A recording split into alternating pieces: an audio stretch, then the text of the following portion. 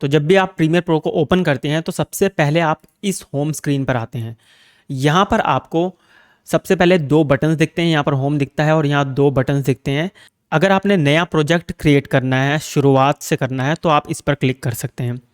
और अगर आपने पहले ही कोई प्रोजेक्ट क्रिएट कर रखा है और आप उसे ओपन करना चाहते हैं तो आप इसे ओपन प्रोजेक्ट पर जैसे क्लिक करेंगे तो आप अपने फाइल एक्सप्लोरर पर जाके उसे ओपन कर सकते हैं। तो बहुत ही सिंपल है, ये अपने बटन नाम से ही पता चल जाता है इसका क्या वर्क है।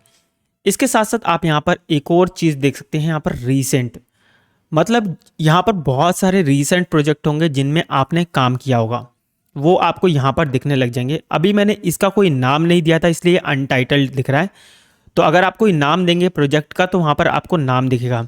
और यहाँ पर रीसेंट कितनी देर पहले आपने इस प्रोजेक्ट को बंद किया है वो आपको टाइमिंग दिखेगी, साइज़ दिखेगा, और यहाँ पर कौन सा प्रोजेक्ट का कौन सा काइंड है, प्रोजेक्ट है, तो आपको यहाँ पर उसका नाम दिखेगा। ठीक है, प्रोजेक्ट का टाइप दिखेगा। तो इस तरह से आप जो है प्रोजेक्ट को क्रिएट कर सकते हैं। आज की इस वीडियो के अंदर हम मोस्टली जानेंगे यूज़र इंटरफेस के बारे में। तो सबसे पहले मैं इसको अपने रीसेंट प्रोजेक्ट को ओपन कर लेता हूँ। इस पर मैं क्लिक करूँगा तो ये ओपन हो जाएगा। आप यहाँ पर देख सकते हैं ये ओपन हो चुका है।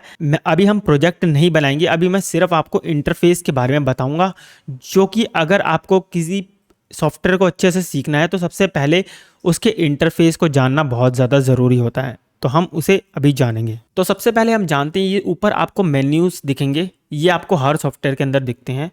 तो इसके अंदर कुछ अलग हैं, वो अभी हम जानते हैं। तो सबसे पहला मेन्यू है फाइल का।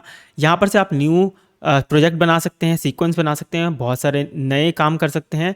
इसके साथ आप ओपन प्रोजेक्ट यहाँ से भी कर सकते हैं, ओपन प्रोडक्शन कर सकते हैं। यहाँ पर आपको बहुत सारे और भी ज़्यादा मेन्यू दिखते हैं। यहाँ पर से आप एक्सपोर्ट कर सकते हैं, इसके बारे में अभी आगे जानेंगे।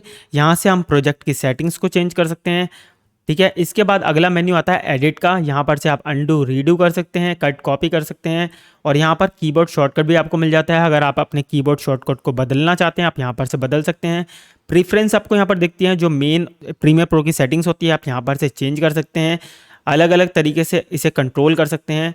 तो यहाँ पर आप तीसरे मेन्यू पे क्लिप आ जाता है, फिर यहाँ पर सीक्वेंस आ जाता है। यहाँ पर आप सीक्वेंस की सेटिंग्स को चेंज कर सकते हैं। यहाँ पर अगला है मार्कर्स का, मार्कर इन आउट आप कर सकते हैं। ग्राफिक्स का है, यहाँ पर से आप नए ग्राफिक्स को ऐड कर सकते हैं, अपने ग्राफिक को बना सकते हैं। इसके बाद यहाँ पर से व्यू मेन्यू आ जाता है। यहाँ पर से आप के जो मेन प्लेबैक रेजोल्यूशन को आप यहाँ पर से चेंज कर सकते हैं, और यहाँ पर आप रूलर्स को देख सकते हैं और गाइड्स को देख सकते हैं, लॉक कर सकते हैं गाइड को, क्लियर कर सकते हैं गाइड को, और आपको यहाँ पर गाइडेड टेम्पलेट भी दिख जाते हैं। स्नैप इन प्रोग्राम मॉनिटर, ये भी बहुत ज़्यादा इंपॉर्टेंट है, इसके बारे में हम आगे जानेंगे। विंडोज़ को यहाँ पर आप देख सकते हैं, और यहाँ पर विंडोज़ के वर्क स्पेस को यहाँ पर आप देख सकते हैं, अलग अलग वर्क स्पेस आपको मिलता है, इसके बारे में हम अभी आगे जानेंगे।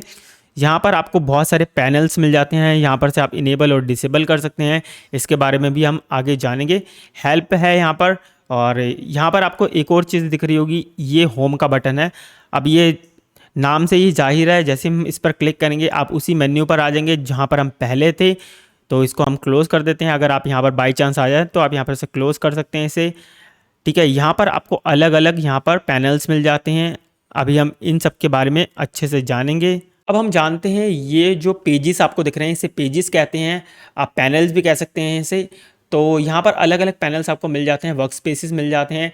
जैसे कि अगर हम एडिटिंग वाला जो मेन होता है, मेन 3 तरह के जो है पेजेस आप यूज़ करेंगे। एडिटिंग का यूज़ करेंगे, ठीक है, कलर का यूज़ करेंगे, इफ़ेक्ट्स का यूज़ करेंगे, और ऑडियो का करेंगे कभी कभार। ठीक है, यहाँ पर आपको एक ग्राफिक्स का भी दिख जाता है जो कि इम्पॉर्टेंट है। तो यहाँ पर आप मोस्टली यहाँ पर ये 5 तरह के पैनल्स का आप प्रयोग करेंगे। तो मोस्टली हम ज़्यादातर हम एडिटिंग का ही यूज़ करेंगे। अब यहाँ पर इनमें फ़र्क क्या है ये अब चलिए जान लेते हैं। अगर आपको एडिटिंग करनी है और आपको स्पेस काफ़ी चाहिए तो आप एडिटिंग के लिए यहाँ पर से एडिटिंग पेज का इस्तेमाल कर सकते हैं। अगर आप कलर ग्रेडिंग या कलर करेक्शन करना चाहते हैं तो आप इस वाले पेज का इस्तेमाल कर सकते हैं। ठीक है, इसके बाद अगर आप इफ़ेक्ट लगाना चाहते हैं अपनी वीडियो में तो आप इस पैनल का इस्तेमाल कर सकते हैं। यहाँ पर आपको इफ़ेक्ट्स दिख जाएंगे और ज़्यादा चीज़ें दिख जाएंगी यहाँ पर आपको। अगर आप ऑडियो में एडिटिंग करना चाहते हैं, कुछ ऑडियो में बदलाव लाना चाहते हैं तो आपको यहाँ पर ऑडियो का पेज मिल जाएगा। ठीक है, अभी हम इसको और अच्छे से जानेंगे जब यहाँ पर हम, जैसे कि मैं यहाँ पर एक वीडियो को ड्रैग कर लेता हूँ तब आपको अच्छे से समझ आएगा। तो मैंने यहाँ पर एक वीडियो को ड्रैग करा और यहाँ पर देखिए आप यहाँ पर देख सकते हैं ऑडियो का यहाँ पर पैनल आ गया, पहले जो नहीं आ रहा था वो यहाँ पर आ चुका है। ठीक है। इसी तरह आप अगर इफेक्ट पे भी जाएंगे तो यहाँ पर आपको इफेक्ट दिखेगा जो हम पहले देख चुके हैं। कलर में भी आपको यहाँ पर कलर करेक्शन कर सकते हैं। यहाँ पर ये देखिए कलर करेक्शन आप यहाँ पर से कर सकते हैं। तो ये काफ़ी ज़्यादा हैंडी चीज़ रह जाती है। अब मान लीजिए अगर हम अपने वर्क स्पेस से थोड़ा इधर उधर कर लेते हैं, जैसे मैं एडिटिंग पे दोबारा जाता हूँ और मैं इसे हिला देता हूँ। आप आपसे भी कभी कभार ऐसा हो जाएगा, जैसे कि मान लो मैंने इसको यहाँ कर दिया और इसको मैंने यहाँ कर दिया, इसको यहाँ कर दिया। ऐसा कभी कभार लोगों से हो जाता है और फिर समझ नहीं पाते अभी हम क्या करें। तो उसके लिए हमारे को दोबारा से हम जाना पड़ेगा, विंडोज़ पर जाना पड़ेगा, वर्क स्पेस पर जाना पड़ेगा और यहाँ पर आपको दिखेगा रीसेट सेव्ड लेआउट। तो आप इस पर क्लिक कर देंगे तो ये ऑटोमेटिकली वैसा ही हो जाएगा जो आपने हिला दिया था। तो ये काफ़ी यूज़फुल है, जब लोगों से ये हिल जाता है तो वो काफ़ी कंफ्यूज हो जाते हैं। दोस्तों अब बात करते हैं पैनल्स की। अब पैनल्स क्या होता है, आपको यहाँ पर एक बॉर्डर लाइन दिख रही है ना, ये देखिए ये बॉर्डर दिख रहा है, ये आपको हर जगह दिखेगा। तो जिस चीज़ से ये डिवाइड हो रखा है ना उसे पैनल कहते हैं। अब मैं आपको पैनल समझाता हूँ। जैसे मैं इस पर क्लिक करता हूँ, ये आपको एक ब्लू आउटलाइन दिख रही होगी यहाँ पर, तो ये एक पैनल सेलेक्ट हो गया है, ठीक है। तो ये एक पैनल हो गया। अब अगर मैं इस वाले पैनल को सिलेक्ट करता हूँ तो ये भी एक पैनल है, ठीक है। अब ये वाला भी एक पैनल है और ये भी एक पैनल है। इसके बाद आपको यहाँ पर ऊपर मेन्यूज़ दिख रहे होंगे, देखिए मीडिया ब्राउज़र दिख रहा है, लाइब्रेरीज दिख रहा है, इन्फो दिख रहा है, इफेक्ट्स दिख रहा है। तो ये हैं पैनल ग्रुप्स हैं। इन पैनल्स ग्रुप में आपको अलग अलग चीज़ें मिल जाती हैं। जैसे हमारे जो सभी प्रोजेक्ट होता है वो हमारा इस पैनल ग्रुप में होता है, प्रोजेक्ट ग्रुप में होता है। इसी तरह जैसे ये पैनल ग्रुप है उसी तरह हमारा सोर्स पैनल ग्रुप भी है। यहाँ पर भी आपको अलग अलग पैनल ग्रुप्स दिख रहे हैं। अब मान लीजिए मुझे अपनी ये वाली फुटेज को यहाँ पर देखना है, ठीक है। तो मैं क्या करूँगा, इसे ड्रैग एंड ड्रॉप करके यहाँ पर ले आऊँगा तो मैं यहाँ पर देख सकता हूँ। इसी तरह अगर मैं मान लीजिए यहाँ से क्लोज पैनल कर देता हूँ और मैं इस पर डबल क्लिक करता हूँ तो हम दोबारा से हम उसी तरह से सोर्स पैनल ग्रुप में हम अपनी फुटेज को देख सकते हैं। तो इसको करने के दो तरीके हैं, ड्रैग एंड ड्रॉप और डबल क्लिक करने पर हम इसे देख सकते हैं। और इसका क्या यूज़ है ये भी हम आगे जानेंगे। तो अब नेक्स्ट चीज़ में मैं आपको बताने वाला हूँ, ये जो पैनल ग्रुप्स आपको दिख रहे हैं ऊपर, इनको आप मूव भी कर सकते हैं। एक इधर से इधर ड्रैग कर सकते हैं, इसको इधर से इधर ड्रैग कर सकते हैं। तो इस तरह से आप पैनल ग्रुप्स को ड्रैग एंड ड्रॉप भी कर सकते हैं। यहाँ पर आपको इफेक्ट कंट्रोल भी मिल जाता है। तो अलग अलग पैनल ग्रुप्स हैं जिसको आप ड्रैग एंड ड्रॉप कर सकते हैं। इसके बाद आपको यहाँ पर राइट साइड में दिखता है व्यू फाइंडर, जहाँ पर आपका प्रोजेक्ट, आपका जो वीडियो है दिखता है जब भी आप उसे एडिट करते हैं। अब ये और टाइमलाइन, ये इसे कहते हैं टाइमलाइन, ये दोनों एक दूसरे से लिंक होती है, ठीक है। जो भी आप इस टाइमलाइन पर मूव करेंगे, जो भी एडिट करेंगे, वो आपको यहाँ पर व्यू फाइंडर पर दिखेगी। इसके साथ साथ जब हम इस फुटेज को प्ले करते हैं स्पेस बार दबा के, तो आप यहाँ पर देख सकते हैं, यहाँ पर टाइम आपको रन होते हुए दिख रहा है। इस व्यू फाइंडर का टाइम और आपके टाइमलाइन का टाइम जो होगा ना बिल्कुल सेम टू सेम होगा। तो हमारी जो टाइमलाइन में जो भी चीज़ें चल रही होंगी वो हमारे को व्यू फाइंडर में दिखेंगी, ठीक है। तो ये एक दूसरे से बहुत ज़्यादा लिंक्ड है। तो अब हम चलते हैं टाइमलाइन पर और टाइमलाइन को अच्छे से समझते हैं। तो अब जो है टाइमलाइन के बारे में थोड़ा जान लेते हैं। यहाँ पर टाइमलाइन जो सबसे इम्पॉर्टेंट पार्ट होता है प्रीमियर प्रो का और या फिर किसी भी वीडियो एडिटिंग सॉफ्टवेयर का, वो होता है टाइमलाइन। क्योंकि इसी टाइमलाइन के अंदर हम कुछ भी एडिट करते हैं, चाहे हम इसे यहाँ से रेजर से कट कर दें या कुछ भी कर दें, और जो भी इफेक्ट लगाना होता है, कुछ भी टेक्स्ट एनिमेशन करनी होती है, कुछ भी करना होता है, वो हम टाइमलाइन पे करते हैं और हमारे को व्यू फाइंडर में दिखता है। तो टाइमलाइन बहुत ही ज़्यादा इंपॉर्टेंट फैक्टर होता है, इंपॉर्टेंट पार्ट होता है किसी भी सॉफ्टवेयर का। तो अभी हम फिलहाल के लिए मैंने आपको टाइमलाइन के बारे में थोड़ा इंट्रोड्यूस कर दिया। अभी हम आगे जानेंगे प्रॉपर तरीके से टाइमलाइन के बारे में। तो दोस्तों अब आता है बात इस पैनल ग्रुप की। ये है टूल बार, जहाँ पर आपको कुछ टूल्स दिखते हैं प्रीमियर प्रो के। तो इन टूल्स को आप एक क्लिक करके सिलेक्ट कर सकते हैं। जो भी आपको टूल यूज़ करना है आप उसे सिलेक्ट कर सकते हैं। अब ये यहाँ पर इसके साथ साथ आप इसके नाम को पढ़ सकते हैं और इसके शॉर्टकट को देख सकते हैं। अगर आप किसी भी टूल पर होवर करते हैं तो आप यहाँ पर देख सकते हैं, जैसे कि ये है ट्रैक सेलेक्ट फॉरवर्ड टूल, इसका शॉर्टकट है ए।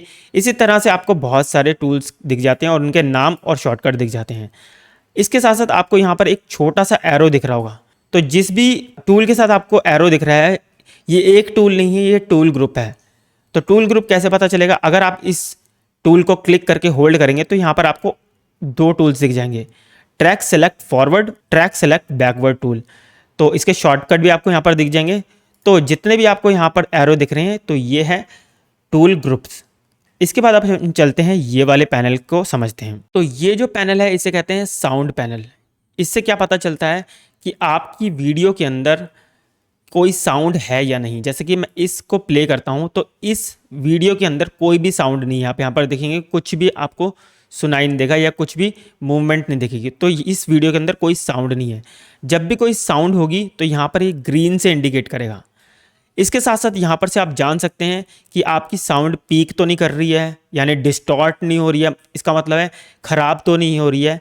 और इसके साथ साथ आपको यहाँ पर नीचे देखते हैं कि ये सोलो चैनल लेफ़्ट चैनल पर आवाज़ आ रही है या फिर राइट चैनल पर आ रही है आवाज़। मेरा कहने का मतलब है जैसे कि आपने कई वीडियोस देखी होंगी जिसमें लेफ़्ट हेडफोन पर आवाज़ आ रही होती है या राइट में आ रही होती है, तो वो यहाँ पर से पता चलता है कि लेफ़्ट वाले में आ रही है, राइट वाले में नहीं आ रही, या राइट वाले में आ रही है, लेफ़्ट वाले में नहीं आ रही, या लेफ़्ट वाले में कम आ रही है, राइट वाले में ज़्यादा आ रही है। तो यहाँ पर से आप उसे देख सकते हैं। अब बात करते हैं कि मान लीजिए मुझे किसी एक पैनल को बड़ा करके देखना है, ठीक है, किसी भी पैनल को बड़ा करके देखना है, चाहे हमें वीडियो को बड़ा करके देखना है, पैनल को बड़ा करके देखना है, कैसे देख सकते हैं? उसके करने के दो तरीके हैं। सबसे पहला तरीका है, अगर हमें ये व्यू फाइंडर को अपनी वीडियो को बड़ा करके देखना है तो हम यहाँ पर ये देखिए कर्सर अलग तरीके का बन जाता है, इसको से हम यूँ कर सकते हैं, ठीक है। ये अब हमारे को अगर टाइमलाइन देखनी होगी तो दोबारा से हमारे को ऐसा करना पड़ेगा, तो ये काफ़ी झंझट वाला काम है। एक और तरीका इसका ये है कि आप शॉर्टकट की का इस्तेमाल कर सकते हैं। जैसे कि मान लिया आपने दोबारा से व्यू फाइंडर को बड़ा करके देखना है तो आपने इस पर क्लिक करना है, ये हाईलाइट हो जाएगा ब्लू से। आपको कीबोर्ड पर टैब का बटन है ना, टैब के बटन के ठीक ऊपर एक टिल्ट की है, आपने उस टिल्ट की को दबाना है।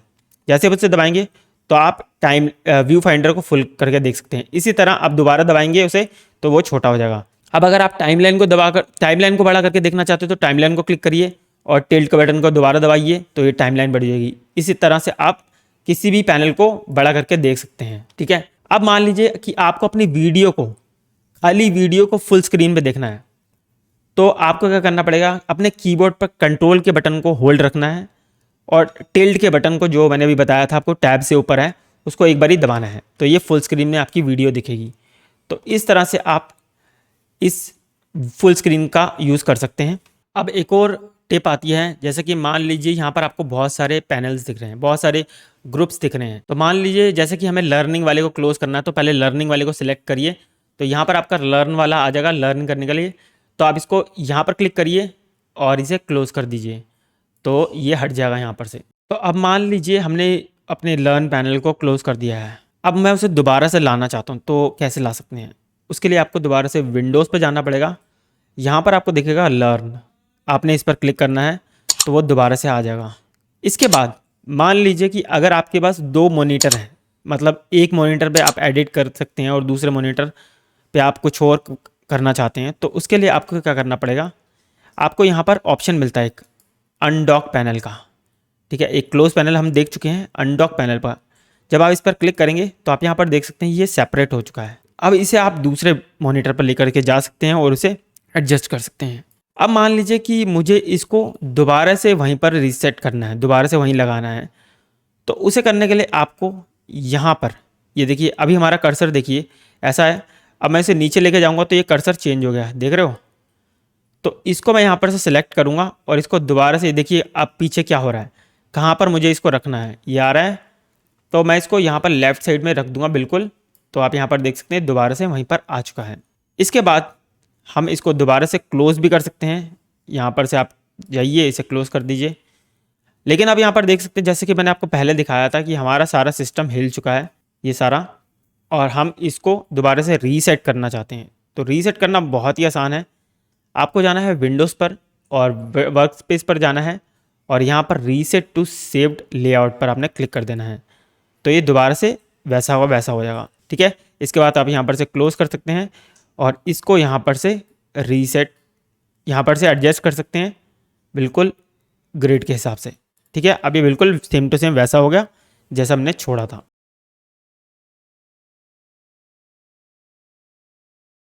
तो दोस्तों अब बात करते हैं ऑर्गेनाइजिंग करना। अब ये ऑर्गेनाइजिंग करना क्या होता है, जैसे कि मैं आपको दिखाता हूँ। ये मेरा जो मैं ये प्रीमियर प्रो का ट्यूटोरियल बना रहा हूँ पूरा, तो मैंने यहाँ पर ऑर्गेनाइज करके रखा हुआ है। अब इसके अंदर सिर्फ आप समझिए कि मैंने ये क्या कर रखा है। मैंने ये फोल्डर्स बना रखे हैं।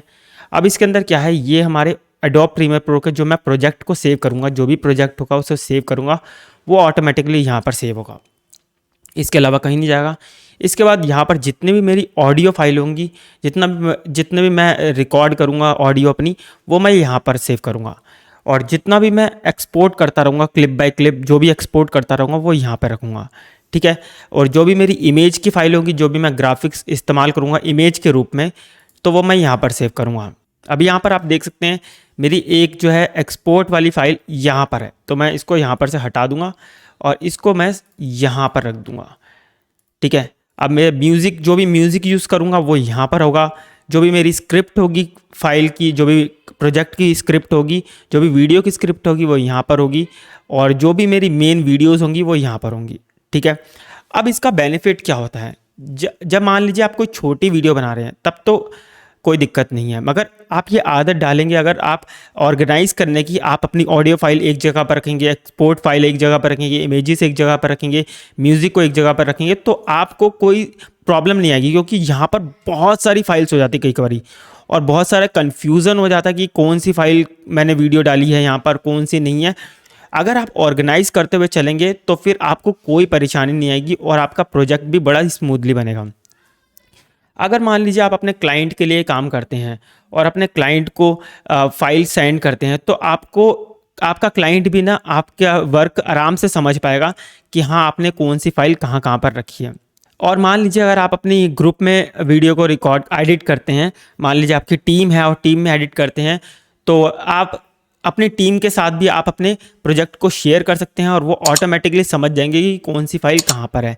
तो ऑर्गेनाइजिंग करना जो है बहुत ही हैंडी होता है, बहुत यूज़फुल होता है अगर आप बड़े वर्क पे काम कर रहे हैं। और आप ये आदत डालिए, छोटे से छोटा वर्क भी आप कर रहे हैं तो आप ऑर्गेनाइज ज़रूर करें अपनी वीडियो या प्रोजेक्ट को।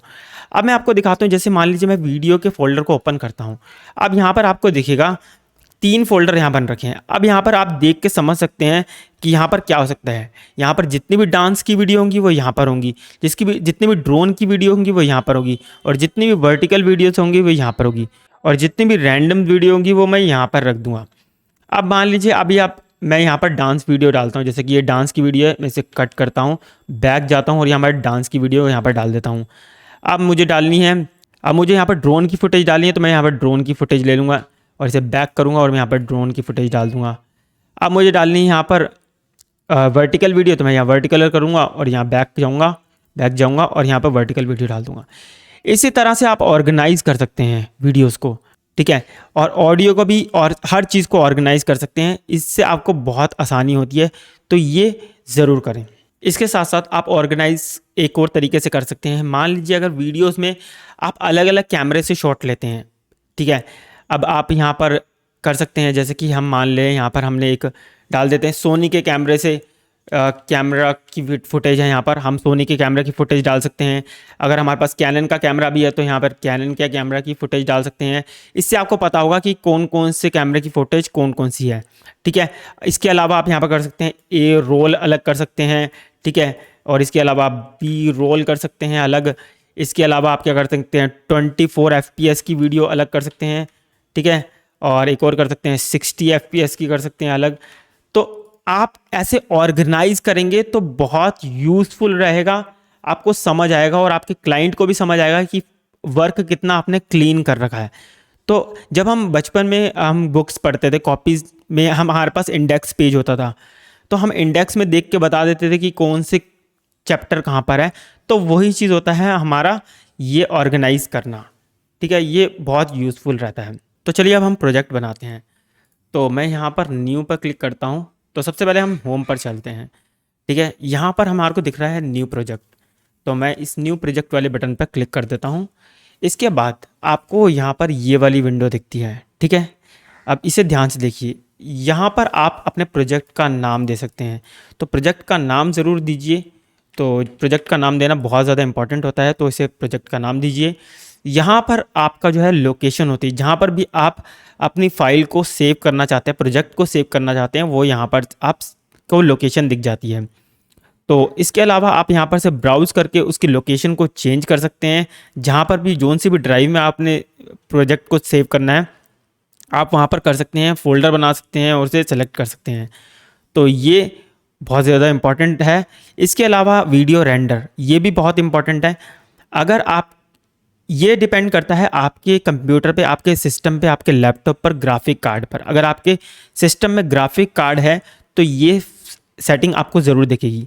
आप इस पर क्लिक करेंगे तो यहाँ पर आपको 3 तरह की सेटिंग्स दिखेंगी, कूडा, OpenCL और फिर सॉफ्टवेयर ओनली। अगर आपके कंप्यूटर लैपटॉप में ग्राफिक कार्ड नहीं है तो आपको सिर्फ दिखेगा, खाली सिर्फ दिखेगा mercury playback engine software only. लेकिन अगर आपके पास ग्राफिक कार्ड है तो आप को ये भी ऑप्शन दिखेंगे। तो इसे OpenCL पर सेलेक्ट करिए। अगर OpenCL नहीं आ रहा तो कूडा आ रहा होगा, कूडा पर सेलेक्ट कर दीजिए। अगर दोनों आ रहे हैं तो OpenCL पर सेलेक्ट करिए।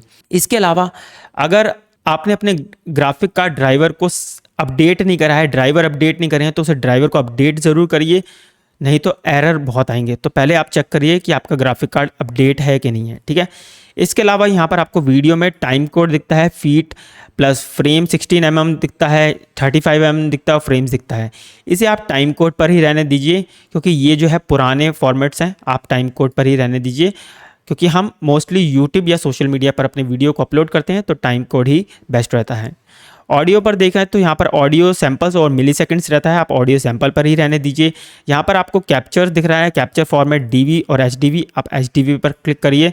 इसके अलावा यहाँ पर आपको दिखता है कलर मैनेजमेंट, तो आप इसे 300 पे कर सकते हैं या फिर 203 पे कर सकते हैं, तो मैं इसे 300 पे कर देता हूँ। इसके अलावा यहाँ पर कोई और सेटिंग आपको नहीं करनी होती है। अब हम चलते हैं स्क्रैच डिस्क पर, यहाँ पर आप क्लिक करिए और यहाँ पर आपको बहुत सारे ऑप्शन दिख जाते हैं, ठीक है, जहाँ पर आपका ऑटोमेटिकली प्रोजेक्ट सेव होता है, ठीक है। अगर आपकी यहाँ पे स्पेस कम आ रही है, बहुत कम स्पेस आ रही है, तो आप इसे चेंज भी कर सकते हैं। लेकिन यहाँ पर आप देख सकते हैं सेम एज प्रोजेक्ट, जहाँ पर भी आप प्रोजेक्ट सेव करेंगे वहीं पर ही ये ऑटोमेटिकली पाथ बना लेगा, ठीक है।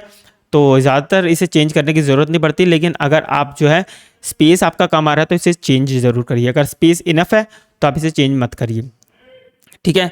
इसके बाद आप ओके कर सकते हैं। तो मेरे पास ऑलरेडी प्रोजेक्ट अवेलेबल है तो मैं इसे कैंसिल कर देता हूँ, ठीक है, और मैं दोबारा से अपने प्रोजेक्ट पर चले जाता हूँ।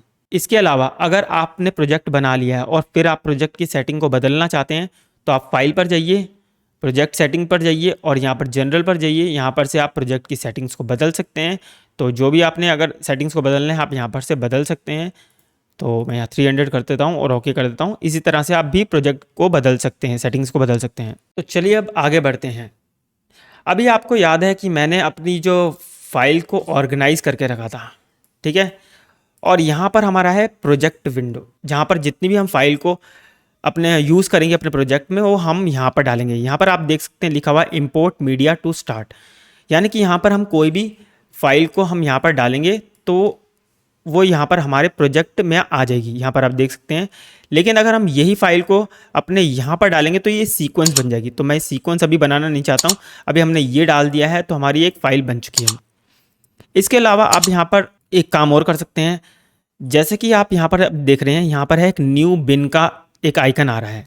अब ये न्यू बिन क्या है?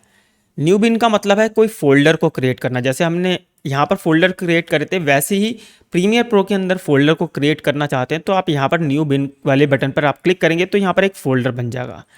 तो आप इस फोल्डर का नाम दे सकते हैं, जैसे कि मैं यहाँ पर वीडियो का नाम दे देता हूँ और यहाँ पर हमारी जो वीडियो है वो हम यहाँ पर ड्रैग कर सकते हैं। अब वो उसके अंदर गई, ठीक है, आप यहाँ पर देख सकते हैं। इसके अलावा अब मान लीजिए कि इसको आप ऐसे नहीं देखना चाहते हैं, बड़ा बड़ा फोल्डर के रूप में देखना चाहते हैं, तो आपको यहाँ पर ऑप्शन दिख रहा है, ये अभी लिस्ट व्यू है। यहाँ पर आप देख सकते हैं ये लिस्ट व्यू चल रहा है, ये ब्लू हो रखा है ना, तो ये लिस्ट व्यू है। अगर मैं इसे आइकन व्यू पर क्लिक कर देता हूँ, यहाँ पर आप देख सकते हैं ये आइकन बन चुका है। अब मैं इस पर डबल क्लिक करता हूँ तो आप यहाँ पर देखेंगे कि ये हमारी वीडियो आ चुकी है और यहाँ पर एक फ़ोल्डर ओपन हो चुका है। मतलब जितने भी आप फोल्डर बनाते रहेंगे और इसे ओपन करते रहेंगे वो यहाँ पर आते रहेंगे। इसके अलावा आप यहाँ पर से इसे क्लोज़ भी कर सकते हैं, यहाँ पर क्लोज़ पैनल करेंगे तो इसे क्लोज़ भी कर सकते हैं। और वापस जाने के लिए आप यहाँ पर से इस वाले बटन पर क्लिक करेंगे तो आप वापस आ जाएंगे और यहाँ पर जितने भी फोल्डर और फाइल्स होंगी आपकी यहाँ पर आ जाएगी। अब यहाँ पर आप इस तरीके से एक एक फाइल ड्रैग एंड ड्रॉप करके फ़ोल्डर बनाएंगे तो यहाँ पर भी आपको ऑर्गेनाइज़ करना पड़ेगा, लेकिन इसमें समय बहुत ज़्यादा लगेगा। लेकिन हमने ऑलरेडी यहाँ पर सब कुछ कर रखा है ऑलरेडी, तो हमारा काम आसान बन जाता है। तो अब यहाँ मान लीजिए मुझे डांस वीडियो और ड्रोन वीडियो और वर्टिकल वीडियो को फोल्डर को ड्रैग करना है तो मैं सीधा यहाँ पर से ड्रैग कर सकता हूँ और यहाँ पर डाल सकता हूँ। अब आप यहाँ पर देखेंगे कि हमारा कितना समय बच जाता है ऑर्गेनाइज करने के लिए। हमारे को बार बार कुछ भी ड्रैग एंड ड्रॉप नहीं करना पड़ेगा, कोई बिन नहीं बनानी, कुछ नहीं बनाना। ऑलरेडी जिस नाम से हमने बनाया था वो सब कुछ यहाँ पर आ चुका है। तो ऑर्गेनाइज करने का आपको बेनिफिट आपको यहाँ पर पता चल चुका है। अब यहाँ पर आप देख सकते हैं हमारे फोल्डर्स तो बन गए हैं, लेकिन अगर बहुत सारे फोल्डर्स होंगे तो सबसे बेस्ट रहता है लिस्ट व्यू। तो जैसे आप लिस्ट व्यू पर जाएंगे तो आपको यहाँ पर ऑर्गेनाइज तरीके से सब कुछ नज़र आता रहेगा। तो आप लिस्ट व्यू का इस्तेमाल करिए। अब इसका बेनिफिट ये भी होता है ऑर्गेनाइज करने का कि आप जो है अपने वर्कफ्लो को फास्ट कर सकते हैं। मान लीजिए अगर आपका कोई और एडिटर काम कर रहा है तो उसको सब कुछ एक सीक्वेंस में लगेगा, सब कुछ आसान तरीके से समझ आएगा कि कौन सी चीज़ कहाँ पर है। अब ऐसा नहीं है कि आपने मेरे ही जो जैसा कि मैंने बनाया है ऑर्गेनाइज किया है वैसे ही आपने करना है। आप इससे सीखिए और अपने तरीके से उसे बनाएंगे तो ज़्यादा बेहतर रहेगा। आप सिर्फ इससे आइडिया ले सकते हैं और इसे अपने तरीके से अडेप्ट कर सकते हैं। ये था ऑर्गेनाइज करने का फ़ायदा। तो चलिए अब आगे सीखते हैं।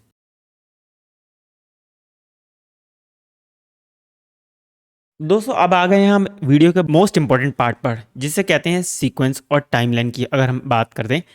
तो अगर मैं सीक्वेंस को आसान भाषा में समझाऊं तो सीक्वेंस का मतलब होता है एक टाइमलाइन पर ऐसी क्लिप्स, ऑडियो, इमेजेस और मोशन ग्राफिक्स का कलेक्शन जिसकी मदद से हम एक वीडियो बनाते हैं, उसे सीक्वेंस कहते हैं। ठीक है, अब इसे और एग्जांपल से समझें कि मान लीजिए एक लाइन है, लाइन में एक बंदे के बाद दूसरा बंदा खड़ा है, दूसरे बंदे के बाद तीसरा बंदा खड़ा है, चौथा बंदा खड़ा है। इसी तरह से सीक्वेंस बनता है।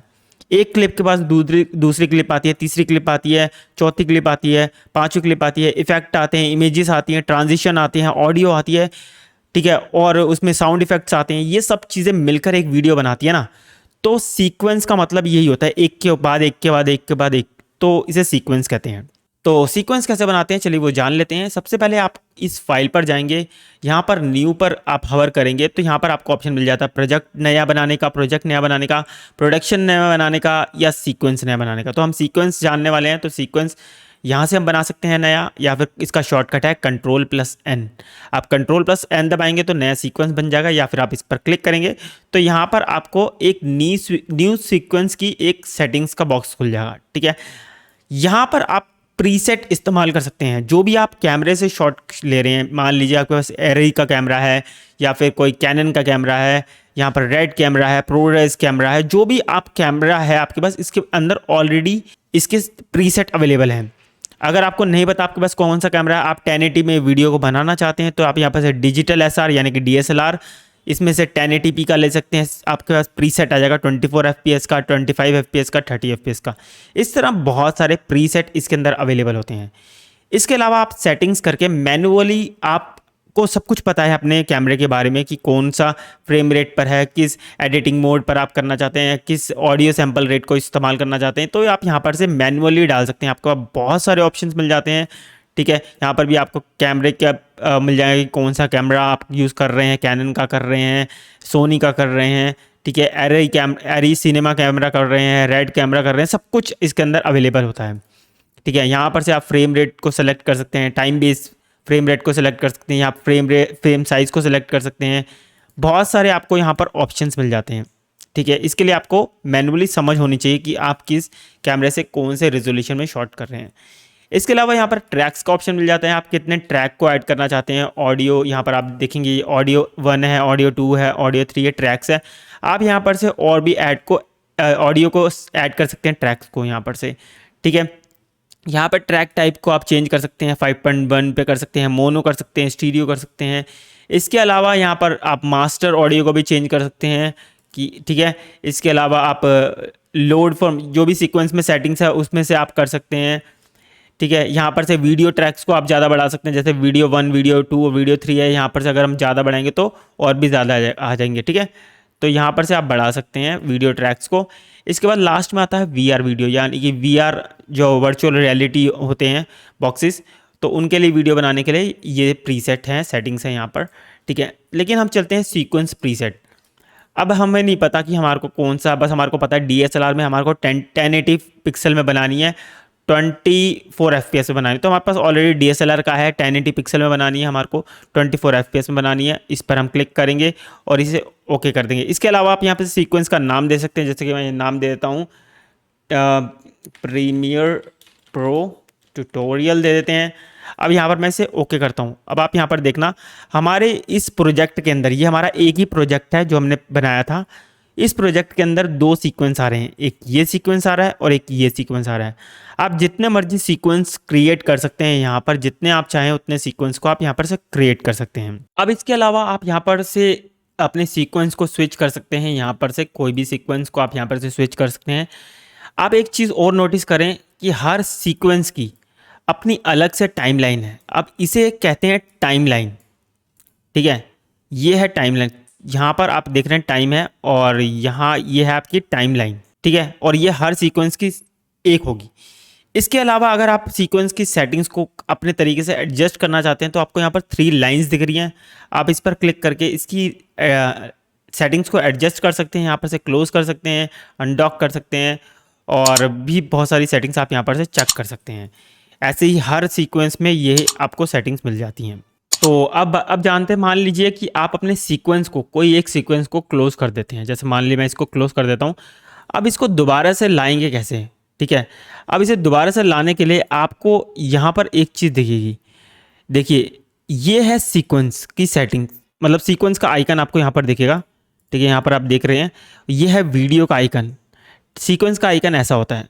तो जैसे मान लीजिए मैंने प्रीमियर प्रो ट्यूटोरियल वाले सीक्वेंस को बंद कर दिया था, तो मैं इस पर डबल क्लिक करूँगा तो यहाँ पर ये दोबारा से हमारा वो वाला सीक्वेंस आ जाएगा।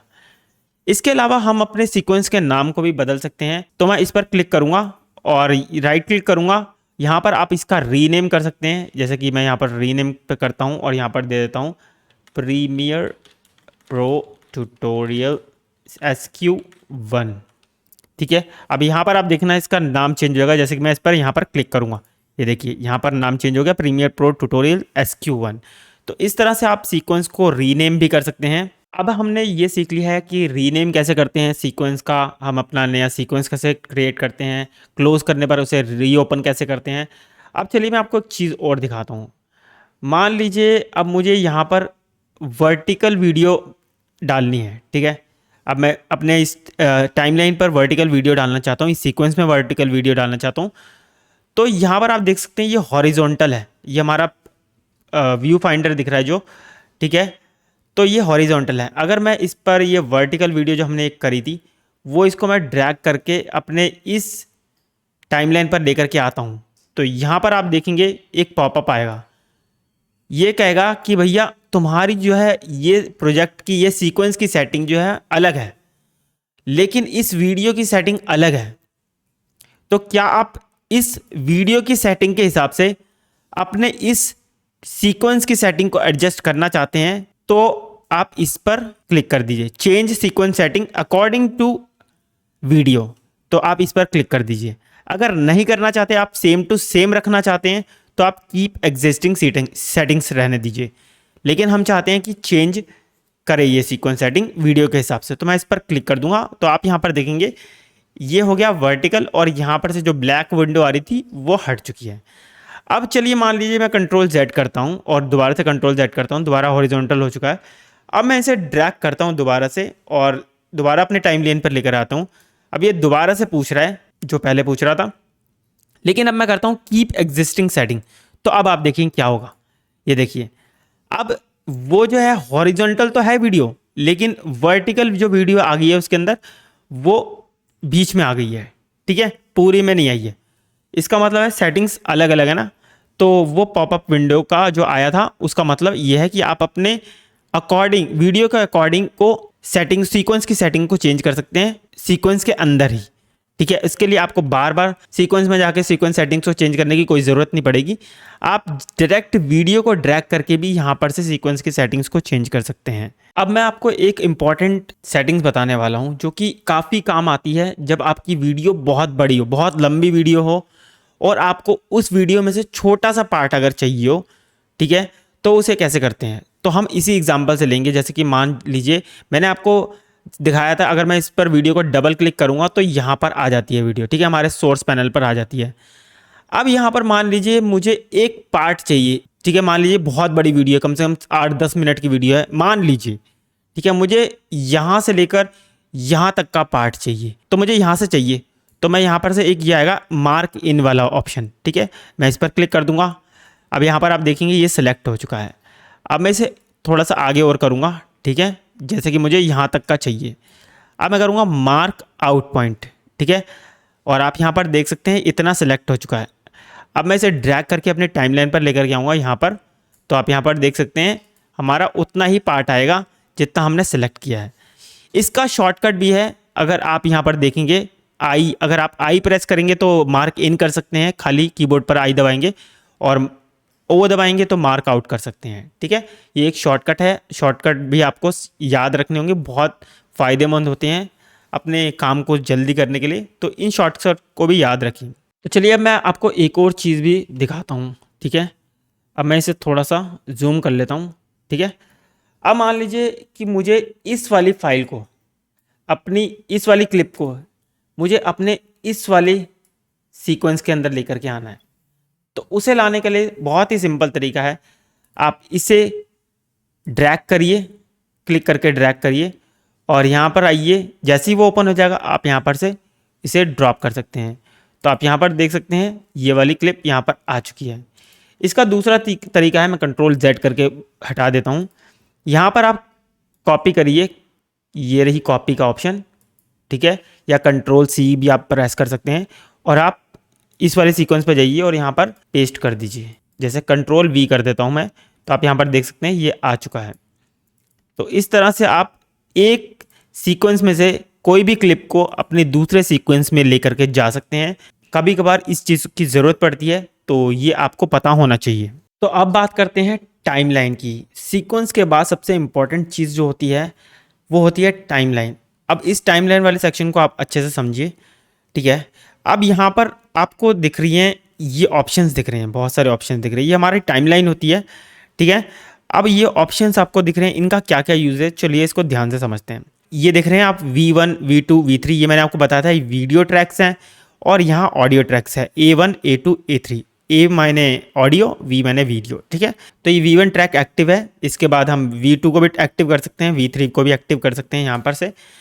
इसके बाद आपको यहाँ पर एक लॉक का आइकन दिख रहा है, ठीक है। मान लीजिए मैं इस पर लॉक कर देता हूँ, तो यहाँ पर अगर मैं लॉक कर देता हूँ तो मैं अपनी यहाँ पर कोई भी क्लिप को या कोई भी चीज़ हो सकती है उसे मैं हिला नहीं सकता, यहाँ पर से एडिट नहीं कर सकता, कुछ भी नहीं कर सकता, ये लॉक हो चुकी है।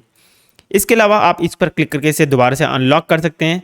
आप अपनी क्लिप को V1 यानी कि वीडियो 1 ट्रैक से V2 ट्रैक पर लेकर के जा सकते हैं, V3 ट्रैक पर लेकर के जा सकते हैं, ठीक है। इसके अलावा यहाँ पर आपको ऑप्शन दिखता है ये आई का।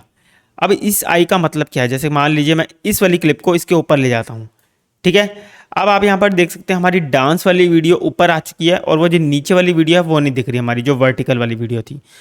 अगर मैं इस आई के बटन पर क्लिक करता हूँ तो आप यहाँ पर देखेंगे हमारी डांस वाली वीडियो हाइड हो चुकी है और हमारी नीचे जो उसकी वीडियो थी वो दिख रही है। तो इस आई का काम ये है कि ये हाइड कर देता है, ठीक है। अब मैं इसको ऑन कर देता हूँ दोबारा से, इसको मैं दोबारा से यहाँ ले आता हूँ।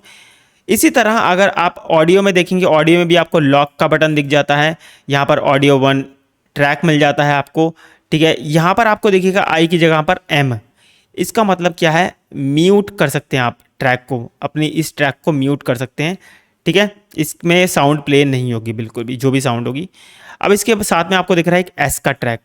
अब इस ट्रैक को अगर आप क्लिक करते हैं तो अगर आपके मल्टीपल ऑडियोज़ हैं, जैसे कि यहाँ पर हमारा वॉइस ओवर मान लीजिए है, यहाँ पर हमारी म्यूज़िक चल रहा है, यहाँ साउंड इफ़ेक्ट्स हैं, तो खाली ये जो है ना सोलो ट्रैक, खाली यही प्ले होगा, इसी की आवाज़ आएगी आपको, बाकियों की आवाज़ नहीं आएगी। तो इसका मतलब ये है। इसके अलावा आप यहाँ पर आप माइक देख सकते हैं, इसमें क्या कर सकते हैं, आप रिकॉर्ड कर सकते हैं प्रीमियर प्रो के अंदर ही। आप इस पर क्लिक करेंगे तो यहाँ रिकॉर्डिंग स्टार्ट हो जाएगी और आप डायरेक्ट यहाँ पर प्रीमियर प्रो में रिकॉर्डिंग कर सकते हैं। तो अब एक और टूल के बारे में हम जानेंगे जो इम्पोर्टेंट है।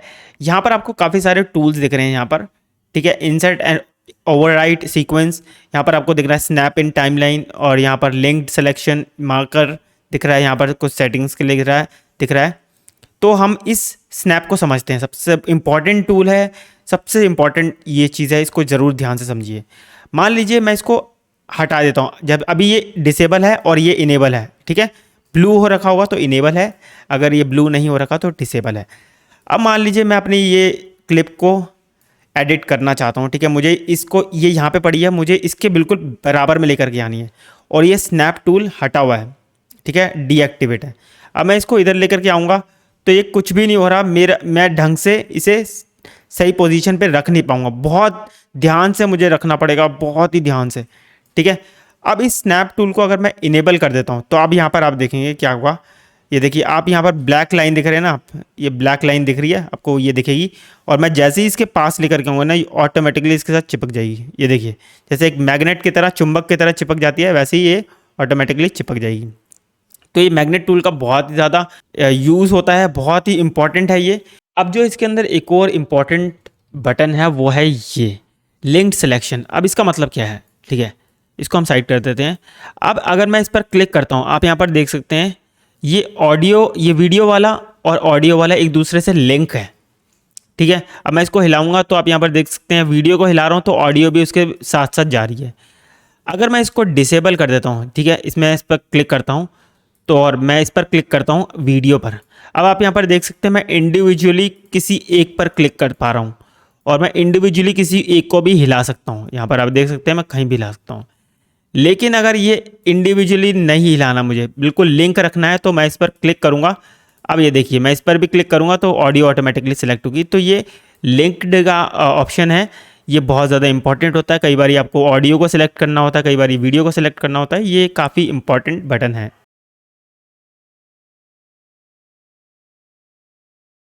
तो दोस्तों अब बात करते हैं इस टूल की, ये है ऐड मार्कर टूल। जैसे मान लीजिए आपको आपने वीडियो को कट कर लिया है, ठीक है, आपने ये वाला कट कर लिया है, ठीक है। अब आप चाहते हो यहाँ पर मुझे सब्सक्राइब का बटन डालना है, ठीक है, सब्सक्राइब का बटन यहाँ पर जो पॉपअप आएगा वो डालना है, या फिर यहाँ पर हमारे को इफेक्ट डालना है, कोई ट्रांजिशन डालनी है, आप मार्कर का इस्तेमाल कर सकते हैं। अगर आपकी टीम भी बड़ी है, टीम मेंबर्स में पता चल जाएगा कि अगर आप ये क्लिक करके मार्कर यहाँ पर लगा देते हैं, अब इस पर डबल क्लिक करेंगे आप और यहाँ पर आप डाल सकते हैं सब्सक्राइब बटन। इससे हमारे को याद रहेगा कि हमारे को यहाँ पर सब्सक्राइब का बटन डालना है। इसका कलर आप चेंज कर सकते हैं, ओके कर दीजिए।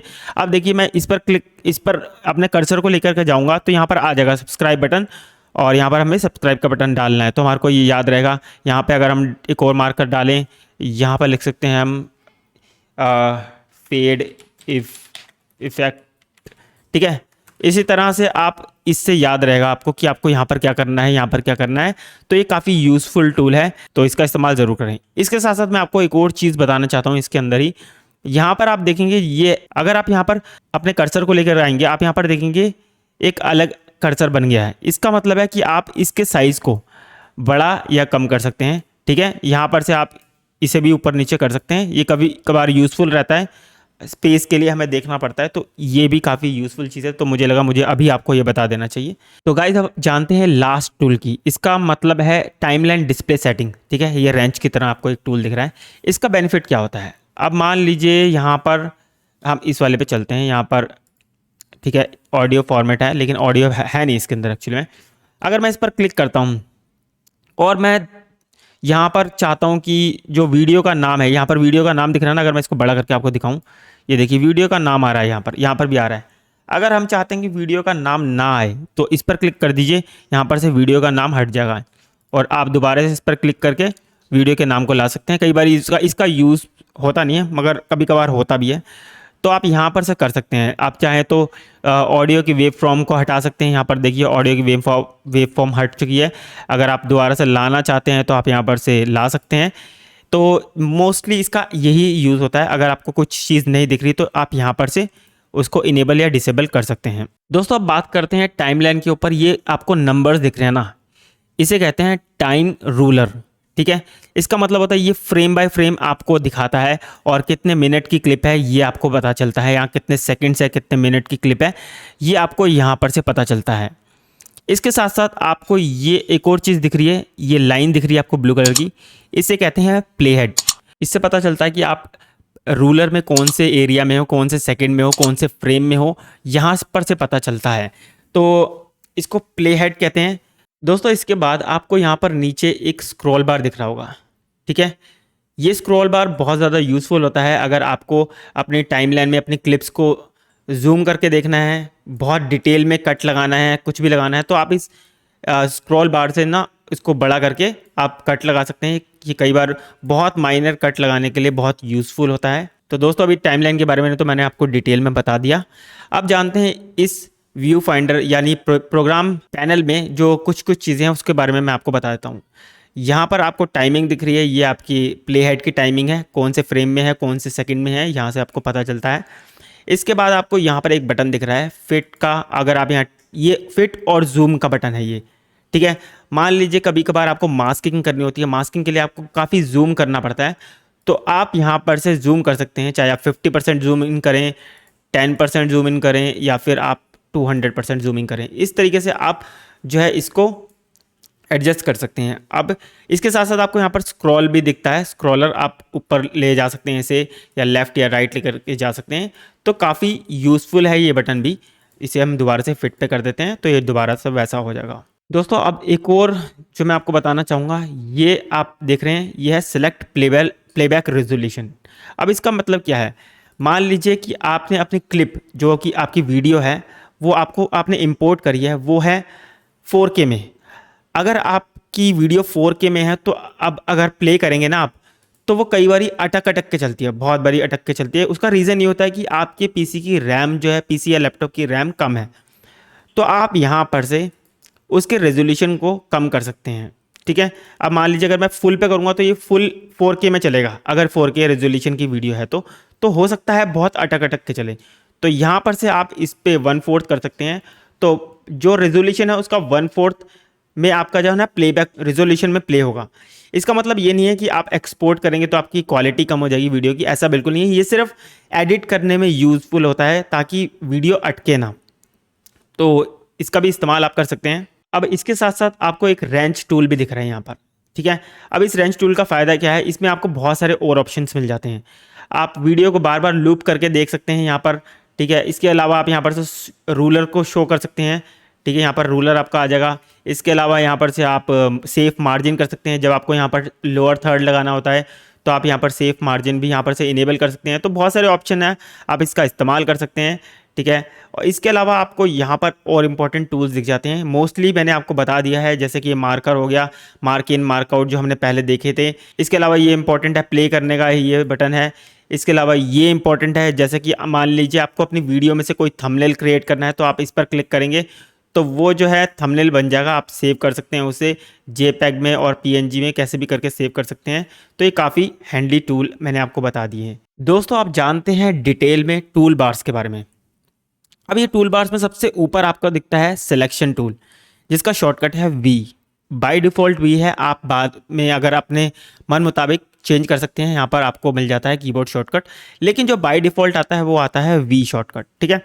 अब इस सिलेक्शन टूल का काफ़ी यूज़ होता है, बहुत बार यूज़ होता है। जैसे मान लीजिए आपको कोई क्लिप को सिलेक्ट करना है तो आप यहाँ पर से सिलेक्शन टूल की मदद से आप कर सकते हैं। अब मान लीजिए कि आपको अपने क्लिप को के ड्यूरेशन को कम करना है, इसे ट्रिमिंग करना भी कहते हैं, ड्यूरेशन चेंज करना भी कहते हैं। तो कैसे कर सकते हैं, अब अगर आप अपने सिलेक्शन टूल को सिलेक्ट करके क्लिप के लास्ट में लेकर के जाते हैं या फिर आगे लेकर के जाते हैं तो आपको देखिएगा आइकन कुछ बदल जाता है, देख रहे हैं आप, रेड कलर का हो जाता है। ये आप जैसे ही हो जाए तो आप अपने क्लिप के ड्यूरेशन को इंक्रीज़ या डिक्रीज़ कर सकते हैं, लेकिन लेंथ पर डिपेंड करता है कि कितनी लेंथ है क्लिप की, ठीक है। अगर मैं इसे ऊपर लेके जाता हूँ और अब यहाँ पर आप देखिए ये छोटा आप कर सकते हैं, ठीक है, या दोबारा से बड़ा कर सकते हैं, जितना भी आप बड़ा करना चाहें। तो ये काम हो जाता है सिलेक्शन टूल का, जो कि मोस्टली यूज़ होता है टूल बार में। दोस्तों अब बात करते हैं दूसरे टूल की, जो कि है ट्रैक सेलेक्ट फॉरवर्ड टूल। अब अगर आप यहाँ पर ध्यान से देखेंगे, इसके नीचे पॉइंट सा बना हुआ रहा है, जिस टूल के नीचे पॉइंट बना रहा है वो ग्रुप है, ठीक है। अब वो कैसे पता चलेगा, अब हम इस पर क्लिक करके होल्ड करेंगे, जैसे कि मैंने इस पर क्लिक किया और होल्ड किया, कि ये मतलब कि ये ग्रुप है जिसके अंदर दो टूल अवेलेबल है, एक ट्रैक सेलेक्ट फॉरवर्ड टूल और एक है ट्रैक सेलेक्ट बैकवर्ड टूल। अब इसका मतलब क्या है तो उसे समझते हैं। तो सबसे पहले मैं सेलेक्ट कर लेता हूँ ट्रैक सेलेक्ट फॉरवर्ड टूल। अब क्या है, आप जैसे ही इस पर लेकर के आएंगे आप यहाँ पर एरो को देखेंगे, आपको दो एरोज दिखेंगी। अब इसका मतलब क्या है कि मान लीजिए मुझे इस क्लिप के बाद की जितनी भी हैं, इस क्लिप और इस क्लिप के बाद की जितनी भी क्लिप्स हैं उनको सेलेक्ट करना है। अगर हम मैनुअली सिलेक्शन टूल से सिलेक्ट करेंगे तो एक एक करके होगा, लेकिन अगर मैं ट्रैक सेलेक्ट फॉरवर्ड टूल से क्लिक करता हूं तो आप यहां पर देखेंगे मेरे एक क्लिक से जितनी भी क्लिप्स होंगी यहां पर आगे की वो सारी सिलेक्ट हो जाएंगी। अभी तो ये छोटी सी क्लिप्स हैं, थोड़ी सी क्लिप्स हैं, इसलिए आपको ज़्यादा इसका यूज़ नहीं पता चलेगा, लेकिन मल्टीपल क्लिप्स होती हैं, मल्टीपल लेयर्स के अंदर मल्टीपल क्लिप्स होती हैं तो काफ़ी यूज़फुल टूल हो जाता है ये। कभी कभार हमारे को एडिट करना पड़ती है काफ़ी सारी वीडियोस को, क्लिप्स को, और कई बार हमारे को ट्रिम या डिलीट करना पड़ता है, तो ये बहुत ज़्यादा यूज़फुल हो जाता है। इसके अलावा अब अगर मैं अपने कीबोर्ड से शिफ्ट को दबाता हूँ और उसे होल्ड रखता हूँ, शिफ्ट के बटन को दबाता हूँ और उसे होल्ड करता हूँ, तो आप यहाँ पर देखेंगे ये जो दो एरो है ना वो सिंगल एरो में कन्वर्ट हो जाएंगे। अब यहाँ पर आप देखिए, ये देखिए ये सिंगल एरो में कन्वर्ट हो गया। अब इसका बेनिफिट क्या होता है अभी मैं आपको बताता हूँ। सबसे पहले मैं इसको ये सारी सिलेक्टेड क्लिप्स को हटा देता हूँ, तो मैं ये सिलेक्शन लेता हूँ और इसे हटा देता हूँ। अब यहाँ पर आपको दिखेगी 3 लेयर्स हैं वीडियो की, 1, 2 और 3। यहाँ पर आप 3 लेयर्स, 3 ट्रैक्स देख चुके हैं ना। अब मान लीजिए खाली मुझे इस वाली V3 ट्रैक की ही जितनी भी क्लिप्स होंगी, जितनी भी वीडियोस होंगी, यहाँ पर जितनी भी चीज़ें होंगी वो सिलेक्ट करनी है मुझे, ठीक है। मुझे इसकी और इसकी V1 और V2 ट्रैक की नहीं चाहिए, खाली मुझे V3 की चाहिए। तो उसके लिए मुझे दोबारा से इसको क्लिक करना है, ठीक है, ट्रैक सेलेक्ट फॉरवर्ड टूल को, और मुझे शिफ्ट प्रेस करना है और उसे होल्ड रखना है अपने कीबोर्ड पर। और जब ये एक एरो हो जाएगा उसके बाद मैं यहाँ पर क्लिक करता हूँ। अब आप यहाँ पर देखेंगे सिर्फ V3 की जितनी भी क्लिप्स हैं वो सिलेक्ट होंगी। तो ये काफ़ी यूज़फुल होता है जब बहुत सारी क्लिप्स होती हैं। इसके अलावा यहाँ पर दूसरा जो बटन है वो ट्रैक सेलेक्ट बैकवर्ड टूल है। अब जो आपने ट्रैक सेलेक्ट फॉरवर्ड टूल के बारे में सीखा उसी का उल्टा ये है। अब जरा इसे सेलेक्ट कर लेते हैं। मान लीजिए अब मुझे इस वाली क्लिप के लेफ्ट साइड में जितनी भी क्लिप्स हैं उसे सेलेक्ट करना है, तो मैं सिंपली यहाँ पर से क्लिक करता हूँ। अब आप देखेंगे इसके और इसके पहले जितनी भी क्लिप्स हैं वो सेलेक्ट हो गई हैं। तो अगर हम इस पर भी शिफ्ट दबाते हैं, सबसे पहले मैं यहाँ पर क्लिक करता हूँ और मुझे खाली V2 यानी कि V2 वाली क्लिप्स को सिलेक्ट करना है, तो मैं यहाँ पर शिफ्ट दबाऊँगा और ये जब सिंगल एरो हो जाएगी और मैं इस पर क्लिक करूँगा तो ये दोनों क्लिप्स सेलेक्ट हो गई हैं। तो ये काफ़ी यूज़फुल टूल है। तो आई होप कि आपको ये समझ आ गया होगा। दोस्तों अब बात करते हैं रिपल एडिट टूल की। ये टूल भी काफ़ी यूज़फुल होता है। अब इसके अंदर मैं जो मेन यूज़ होते हैं टूल्स वही आपको बताऊंगा, ज़्यादा डिटेल में नहीं जाएंगे, ठीक है। ये बहुत ज़्यादा यूज़ होता है। अब इसका यूज़ क्या है ये जान लीजिए। मान लीजिए कि अगर मुझे इस क्लिप को छोटा करना है, ठीक है, ट्रिम करना है, तो मैं सिलेक्शन टूल का इस्तेमाल करूंगा और इसे यहाँ से छोटा कर दूंगा, ठीक है। अब आप यहाँ पर देखेंगे कि यहाँ पर गैप आ गया है, तो मुझे अपने इस गैप को फिल करने के लिए मुझे ये सारी क्लिप्स को सिलेक्ट करना पड़ेगा और इसे ड्रैग करना पड़ेगा। तो यहाँ पर 3 स्टेप हो गए हैं। पहला मैंने ट्रिम किया, दूसरा गैप आया, तीसरा मैंने इसको सिलेक्ट करके आगे फॉरवर्ड किया। तो ये 3 स्टेप हमारा टाइम ज़्यादा कंज्यूम करते हैं, तो इसको हम अंडू कर देते हैं। अब जो है यहाँ पर रिपल एडिट टूल काम आता है, इसका शॉर्टकट है B। तो मैं इस पर क्लिक करता हूँ और अब देखिए मैं इसको यहाँ पर लेकर के आता हूँ कॉर्नर पे, तो इसका कर्सर चेंज हो गया है। अब मैं इसको थोड़ा सा ड्रैग करता हूँ अंदर की तरफ और अब आप यहाँ पर देखेंगे मुझे कुछ नहीं करना पड़ा, एक स्टेप के अंदर ये ऑटोमेटिकली आगे भी आ गए। तो ये रिपल एडिट टूल का यूज़ काफ़ी अच्छा होता है, काफ़ी बढ़िया है। तो चलिए अब एक और जो है इसके अंदर टूल जो मेन इंपॉर्टेंट है वो है रेट स्ट्रेच टूल, जिसका शॉर्टकट है R। अब इसका यूज़ क्या है ये जान लेते हैं। अब मान लीजिए मुझे अपनी क्लिप की, इस वाली क्लिप की स्पीड को फास्ट करना है, ठीक है। अब इसको मैं यहाँ पर से क्लिक करूँगा और इसे अंदर की तरफ ले जाऊँगा, ठीक है। अब इस क्लिप की स्पीड फास्ट हो गई है, वो कैसे पता चलेगा अभी आपको दिखाता हूँ। यहाँ पर हम इसको प्ले करके देखते हैं। ये देखिए ये फास्ट हो गई है क्लिप। अब यही क्लिप को अगर मैं राइट साइड की तरफ मूव करता हूँ तो अब आप यहाँ पर देखेंगे जितनी मैं राइट साइड की तरफ मूव करूँगा यहाँ पर आप देखेंगे एक परसेंटेज आ रही है 52%, जो बाय डिफ़ॉल्ट परसेंटेज होती है जिसमें नॉर्मल स्पीड में वीडियो चलती है वो होती है 100। तो ये लगभग आधी हो गई है। अब ये देखिए आधी स्पीड में चलेगी तो कैसे लगेगा, ये देखिए वही वीडियो कितनी स्लो में चल रही है। तो ये है रिपल स्ट्रेच टूल का कमाल। तो ये काफ़ी यूज़फुल होते हैं, ये 2 टूल काफ़ी यूज़फुल हैं इसमें से, इसका ज़्यादा यूज़ नहीं होता इसलिए इसको हम स्किप कर देते हैं। दोस्तों अब अगले टूल की तरफ चलते हैं जो कि है रेज़र टूल। ये काफ़ी इंपॉर्टेंट टूल होता है कट करने के लिए, ठीक है, मान लीजिए कि क्लिप में हमारे को कोई पार्ट नहीं चाहिए, उसे हमारे को कट करना है, तो इस रेज़र टूल का इस्तेमाल करेंगे। आप जैसे ही रेज़र टूल पर क्लिक करेंगे, इसका शॉर्टकट है सी, तो यहाँ पर आप यहाँ पर देखेंगे एक रेज़र आ जाएगा। ठीक है, रेज़र ब्लेड आ जाएगा। अब उसके साथ साथ एक लाइन भी आपको चलती हुई नज़र आएगी। तो जहाँ पर भी आपको कट लगाना है, आपने वहाँ पर माउस का लेफ़्ट क्लिक कर देना है, तो वहाँ पर एक कट लग जाएगा। अब अगर आपने इस प्ले हेड के ऊपर कट लगाना है, तो आप यहाँ पर देखेंगे एक ऊपर और एक नीचे एक ट्राइंगल आएगा। देखिए ट्राइंगल आ रहा है एक, तो आप प्ले हेड के ऊपर कट लगा सकते हैं। तो ये काफ़ी यूज़फुल टूल होता है अपनी वीडियो में कट लगाने के लिए, उसको डिलीट करने के लिए। तो ये रेज़र टूल का यूज़ है। दोस्तों अब बात करते हैं अगले टूल की, क्योंकि ये जो टूल है स्लिप टूल, इसका ज़्यादा यूज़ नहीं होता है, तो इसको समझने में टाइम वेस्ट होगा। तो हम यहाँ पर अगले टूल पर चलते हैं, जो कि है पेन टूल। पेन टूल क्या होता है, अगर आपने फ़ोटोशॉप का इस्तेमाल करा होगा तो पेन टूल से आप काफ़ी फेमिलियर होंगे। तो पेन टूल से हम शेप्स क्रिएट कर सकते हैं। जैसे कि मैं अगर यहाँ पर आप देखेंगे एक पेन आ चुका है हमारे व्यू फाइंडर में, तो मैं यहाँ पर क्लिक करता हूँ। जैसे क्लिक करूँगा तो आप यहाँ पर देखेंगे एक डॉट आ जाएगा। इसी तरह से आप मल्टीपल डॉट्स जैसे जैसे क्रिएट करते रहेंगे, तो आप एक शेप बनाते रहेंगे। देखिए शेप बन गई है। इसी तरह अगर आप इफ़ेक्ट कंट्रोल में देखेंगे तो यहाँ पर शेप्स की एक सेटिंग्स आ गई है और यहाँ पर एक ग्राफिक की लेयर बन गई है। तो पेन टूल का काम यही होता है कि आप कस्टमाइजेबल शेप्स क्रिएट कर सकते हैं। जैसे ही आपने शेप क्रिएट करनी है वैसे आप कर सकते हैं। ठीक है, इसके अलावा अगर हम इस ग्रुप में देखें तो यहाँ पर आपको दिखेगा एक रेक्टेंगल टूल। ये रेक्टेंगल टूल भी जैसे कि नाम से पता चल रहा है, ये एक रेक्टेंगल क्रिएट करता है। अगर हम यहाँ पर एक रेक्टेंगल को क्रिएट करना चाहें, लेकिन अगर हम शिफ्ट को होल्ड करते हैं, अपने कीबोर्ड पर शिफ्ट को होल्ड करते हैं, तो आप एक परफेक्ट स्क्वायर को क्रिएट कर सकते हैं। ठीक है, इसी तरह इसके अगले टूल में आता है एलिप्स टूल। इसकी मदद से आप एलिप्स क्रिएट कर सकते हैं, ये देखिए। लेकिन अगर आप परफेक्ट सर्कल बनाना चाहते हैं तो उसके लिए आपको कीबोर्ड पर शिफ्ट को होल्ड करना है और आप यहाँ पर सर्कल बना पाएंगे। दोस्तों अगले टूल की बात करते हैं, जो कि है हैंड टूल। हैंड टूल का काम क्या होता है, जैसे ही आप अपने टाइमलाइन पर लेकर के आएंगे तो यहाँ पर एक हैंड बना हुआ आएगा। इसकी मदद से आप अपने टाइमलाइन को राइट या लेफ़्ट मूव कर सकते हैं। बस इसका यही काम होता है। आप यहाँ राइट में मूव कर सकते हैं इस हैंड के टूल से क्लिक करके, तो इसका बस यही काम होता है। अगर हम अगले टूल की बात करें, इसके अंदर है जूम टूल।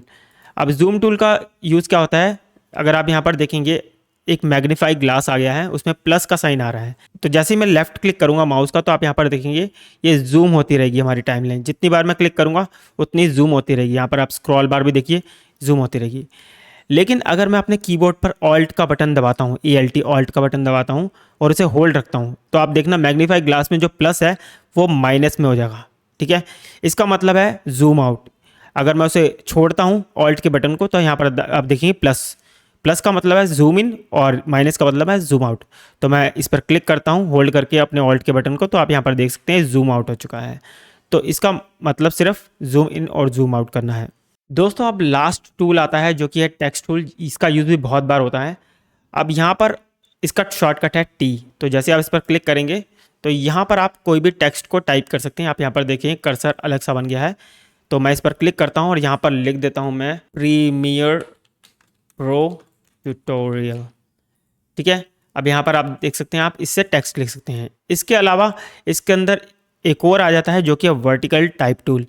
जो ऊपर वाला है वो हॉरिजॉन्टल टाइप टूल है और ये है वर्टिकल टाइप टूल। अब मैं यहाँ पर जैसे कि सिलेक्ट करता हूँ और यहाँ पर डाल देता हूँ प्रीमियर प्रो ट्यूटोरियल। देखिए आप यहाँ पर हॉरिजॉन्टल लिखा जाएगा। तो इस टाइप टूल का मतलब यही है कि आप यहाँ पर से टेक्स्ट लिख सकते हैं और यहाँ पर ग्राफिक्स की एक लेयर क्रिएट हो जाती है। तो मैंने आपको यहाँ के टूल बार के जो मोस्ट इंपॉर्टेंट टूल्स थे उनके बारे में डिस्क्राइब कर दिया आपको। दोस्तों अब जानते हैं अंडू रीडू करना। अंडू रीडू करना एक बेसिक कंसेप्ट है जो कि हर सॉफ्टवेयर में काम होता है। उसका शॉर्टकट भी हर सॉफ्टवेयर में सेम रहता है। तो चलिए सीख लेते हैं कैसे करा जाता है और इसका यूज़ क्या है। जैसे मान लीजिए मैंने अपनी इस क्लिप को मैंने यहाँ पर से यहाँ हिला दिया। ठीक है, अब मुझे दोबारा से वहाँ पर लेकर के आना है जहाँ पर वो पहले थी, एग्जैक्ट वही लोकेशन पर। तो मैं ऊपर जाऊँगा, एडिट पर क्लिक करूँगा, यहाँ पर आएगा अंडू और इसका शॉर्टकट है Ctrl+Z। तो मैं इस पर क्लिक करता हूँ और ये देखिए उसी पोजीशन पे आ गया। लेकिन अगर मैं इसको दोबारा से यहाँ पर से हिला देता हूँ और कीबोर्ड से Ctrl+Z दबाता हूँ, तो आप यहाँ पर देखेंगे दोबारा से वहीं पर आ गया जहाँ पर ऑलरेडी पहले था। इसी तरह से हम रीडू भी कर सकते हैं। रीडू करने के लिए हम दोबारा से एडिट पर जाएंगे और इसका शॉर्टकट है Ctrl+Shift+Z। तो मैं इस पर क्लिक करता हूँ तो ये दोबारा वहीं पर आ जाएगा। तो जैसे कि मैं इसको यहाँ पर हिला देता हूँ और Ctrl+Z करता हूँ तो ये यहाँ पर आ गया। अब मैं Ctrl+Shift+Z दबाऊंगा तो ये दोबारा से वहाँ पर आ जाएगा। तो ये था अंडू रीडू का कंसेप्ट। इसके अलावा हम एक और तरीके से अंडू रीडू कर सकते हैं जो है हिस्ट्री मेन्यू से, हिस्ट्री पैनल से। अब हिस्ट्री पैनल कहाँ पर आपको मिलेगा? अगर आप एडिटिंग वर्क स्पेस के अंदर हैं तो यहाँ पर आपको कहीं पर हिस्ट्री पैनल दिखेगा। अगर नहीं दिख रहा तो आप इस 2 एरो पर क्लिक करिए, यहाँ पर आपको दिखेगा हिस्ट्री पैनल। अगर आपको फिर भी नहीं दिख रहा तो आप जाइए विंडोज़ पर और यहाँ पर आप हिस्ट्री पैनल को इनेबल कर दीजिए। इसके अलावा अगर आप कंफ्यूज हो जाते हैं कि कोई भी पैनल आपको नहीं दिख रहा है, कोई भी चीज़ नहीं दिख रही है, तो सबसे पहले आप यहाँ पर चेक करिए विंडोज़ पर जाके कि वो वाला पैनल जो आप सर्च कर रहे हैं वो इनेबल है या नहीं है। तो इस तरह से आप कोई भी पैनल को इनेबल या डिसेबल कर सकते हैं। तो चलिए अब जानते हैं हिस्ट्री पैनल का यूज़ हम किस तरह से इस्तेमाल कर सकते हैं। दोस्तों हिस्ट्री पैनल काफ़ी ज़बरदस्त टूल है। अब मैं आपको बताता हूँ कैसे। देखिए हम अंडू और रीडू तो कर लेते हैं, बार बार कर लेते हैं, लेकिन अगर मैं यहाँ पर से काफ़ी ऊपर जाना चाहता हूँ तो वो भी किया जा सकता है। अभी आपको समझ नहीं आएगा, मैं आपको एक्सप्लेन करता हूँ। जैसे मान लीजिए मैं इस वाले क्लिप को हिलाता हूँ तो आप यहाँ पर हिस्ट्री पैनल में देखेंगे कि मैंने इसको लिफ्ट और ओवरराइड सिलेक्शन किया। अगर मान लीजिए अब मुझे इसको जानना है तो सबसे पहले मैं रेजर टूल लूँगा और आप हिस्ट्री पैनल में देखेंगे और मैं इस पर क्लिक करूँगा तो आप यहाँ पर देखेंगे रेजर एक्टिव हो गया कि मैंने लास्ट जो इवेंट करा है वो रेजर टूल का इस्तेमाल किया है। अब अगर मैं इसको रेजर टूल को हटाना चाहता हूँ और स्मार्टली अंडू करना चाहता हूँ तो मैं सिंपली ऊपर वाले पर क्लिक कर दूंगा, वो रेजर डिसेबल हो जाएगा। अब यहाँ पर देखेंगे मैं इस पर क्लिक करता हूँ और वो देखिए वहाँ पर अंडू हो चुका है और वो रेजर डिसेबल हो चुका है। इसी तरह आप हर चीज़ को यहाँ पर से अंडू कर सकते हैं। जैसे कि मैं अगर इस पर क्लिक करता हूँ, एडिट पैरामीटर पर क्लिक करता हूँ तो यहाँ पर जो भी मैंने चीज़ करी थी वो दोबारा से आ चुकी है और बाकी नीचे के जो है वो हट चुके हैं। ठीक है, अब मैं दोबारा से सेम टू सेम रीडू करना चाहता हूँ तो मैं यहाँ पर क्लिक कर दूंगा और वही पोजीशन में मैं दोबारा आ जाऊँगा जो मैंने लास्ट करी थी। तो यहाँ पर से आप अंडू रीडू कर सकते हैं। लेकिन अब यहाँ पर मैं आपको एक और चीज़ बताना चाहूँगा कि प्रीमियर प्रो में आप सिर्फ 32 बार अंडू कर सकते हैं। ठीक है, उसके बाद नहीं कर सकते क्योंकि उसका रीज़न ये होता है कि हमारी रैम लिमिटेड होती है, कैश मेमोरी लिमिटेड होती है। उस वजह से हम एक लिमिटेड अमाउंट तक ही अंडू कर सकते हैं। इसके अलावा अगर आप अंडू बहुत बारी कर चुके हैं, आप बिल्कुल समझ नहीं आ रहा और आपका यहाँ पर न्यू और ओपन इस पर आप क्लिक करेंगे तो स्टार्टिंग जो हो रही थी हमारी, जहाँ से स्टार्ट किया था हमने वहीं पर पहुँच जाएंगे।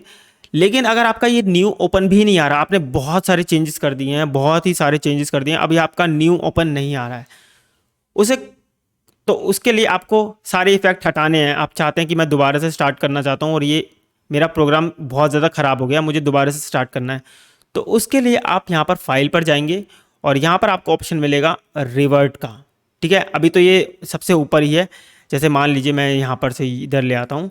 ठीक है, अब मैं यहाँ पर से फाइल पर जाता हूँ और यहाँ पर रिवर्ट पर मैं क्लिक करता हूँ तो यहाँ पर एक पॉपअप विंडो आएगा कि are you sure you want to discard your changes to Premiere Pro tutorial dot project. अब मैं अगर येस कर दूंगा तो ये सब कुछ हट जाएगा, रिवर्ट हो जाएगा और जैसा आपने स्टार्ट किया था प्रोजेक्ट वैसे पर पहुँच जाएगा। तो मैं यहाँ पर येस पर क्लिक करता हूँ तो आप यहाँ पर देखेंगे सब कुछ दोबारा से प्रोजेक्ट ओपन हो रहा है और वहीं पर जहाँ से स्टार्ट कर रहा था वहीं पर आ चुके हैं और यहाँ पर आप देख सकते हैं न्यू ओपन आ चुका है, बाकी सारी हिस्ट्री डिलीट हो चुकी है। तो इस तरह से आप स्मार्टली हिस्ट्री का इस्तेमाल कर सकते हैं, रिवर्ट का इस्तेमाल कर सकते हैं और अगर आपने बहुत सारे चेंजेस कर दिए हैं और दोबारा से आप स्टार्ट करना चाहते हैं तो आप इस तरह से कर सकते हैं।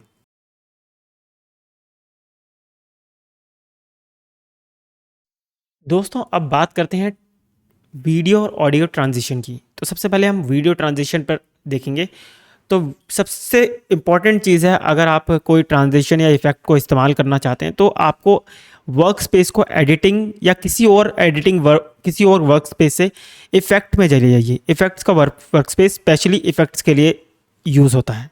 तो जैसे आप इस पर क्लिक करेंगे तो आपका ये वर्क स्पेस चेंज होगा और आप यहाँ पर देख सकते हैं, यहाँ पर आपका इफेक्ट्स आ जाएगा, बाकी सारे पैनल्स आ जाएंगे। यहाँ पर इफेक्ट्स जो इफेक्ट्स हैं वो आ जाएंगे यहाँ पर। अब मान लीजिए कि ये एक क्लिप है और इसमें मुझे कोई इफ़ेक्ट लगाना है तो मुझे वीडियो ट्रांजिशन पर जाना पड़ेगा। यहाँ पर आपको बहुत सारे फोल्डर्स दिख रहे हैं, यहाँ पर आपको दिखेगा वीडियो ट्रांजिशन। तो मैं जैसे ही इस पर क्लिक करूँगा तो ये एक्सपेंड हो जाएगा और इसके अंदर और भी ज़्यादा यहाँ पर फोल्डर्स बने हुए हैं और ये फोल्डर एक्सपेंड होंगे, यानी इनके अंदर बहुत सारे इफ़ेक्ट्स अवेलेबल हैं। तो मान लीजिए अगर मैं इस वाली क्लिप को के बीच में एक ट्रांजिशन लगाना चाहता हूँ, तो मैं यहाँ पर इसे प्ले करके दिखाता हूँ पहले मैं आपको। तो मैं इसे प्ले करता हूँ, आप यहाँ पर देखेंगे ये एक रफ कट हुआ है। यहाँ पर आप देखेंगे यहाँ से ये लेडीज़ जंप होके यहाँ पर गई है, ठीक है। तो ये एक रफ कट कहते हैं इसे। तो कभी कभार हमारे को रफ कट अच्छे लगते हैं और रफ कट ज़्यादातर व्लॉगिंग में इस्तेमाल होते हैं। और रफ कट अगर आपने केसी नाइस्टेट का व्लॉग देखा, कभी केसी नाइस्टेट के बारे में कभी देखा है, तो रफ कट लगाते हैं, ठीक है। तो रफ कट है एक से दूसरे में जाना, और लेकिन उसके अंदर कोई ट्रांजिशन नहीं होता। लेकिन हम इसे ट्रांजिशन लगाना चाहते हैं, तो उसके लिए हम चलते हैं डिज़ोल्व वाले ट्रांजिशन पर चलते हैं। यहाँ पर आपको देखेंगे बहुत सारे और ट्रांजिशन हैं। तो मान लीजिए मुझे लगाना है फिल्म डिज़ोल्व, तो मैं इसे ड्रैग करूँगा और अपनी क्लिप के पास लेकर के आऊँगा। आप यहाँ पर देखेंगे, अगर मैं इसे जूम करके दिखाता हूँ, पहले आपको इसको मैं थोड़ा बड़ा कर देता हूँ। मान लीजिए मुझे इस फिल्म डिज़ोल्व को लगाना है, तो मैं इस पर ड्रैग करके लेकर के आऊँगा और आप इस ट्रांजिशन को वीडियो के स्टार्टिंग में लगा सकते हैं या फिर वीडियो के एंड में लगा सकते हैं, और या फिर आप मिडल में लगा सकते हैं, ठीक है। तो मैं इसे मिडल पर रहने दूंगा, तो मैं इसे छोड़ देता हूं। तो यहाँ पर एक ट्रांजिशन लग गया। आप यहाँ पर देखेंगे, अगर मैं इसे जूम करूँ, एक ग्रीनिश हल्का ब्राउनिश कलर का जो है गेहूं कलर का जो है लग चुका है बीच में एक ट्रांजिशन। अगर मैं अब इसे प्ले करके दिखाता हूँ, तो आप यहाँ पर देखना कि एक डिज़ोल्व सा हो रहा है। देखिए बिल्कुल रफ कट नहीं लग रहा, ठीक है। तो इस तरह से आप किसी ट्रांजिशन को लगा सकते हैं। इसके अलावा आप इस ट्रांजिशन की लेंथ को बढ़ा या कम भी कर सकते हैं। अब आपका कर्सर ये रहा, जैसे कि मैं आपको कर्सर दिख रहा है। अब इस कर्सर को मैं यहाँ कॉर्नर पर लेकर के जाता हूँ, तो आप यहाँ पर देखेंगे कर्सर चेंज हो गया है। देखिए, चाहे मैं आगे लेके जाऊँ या पीछे लेके जाऊँ।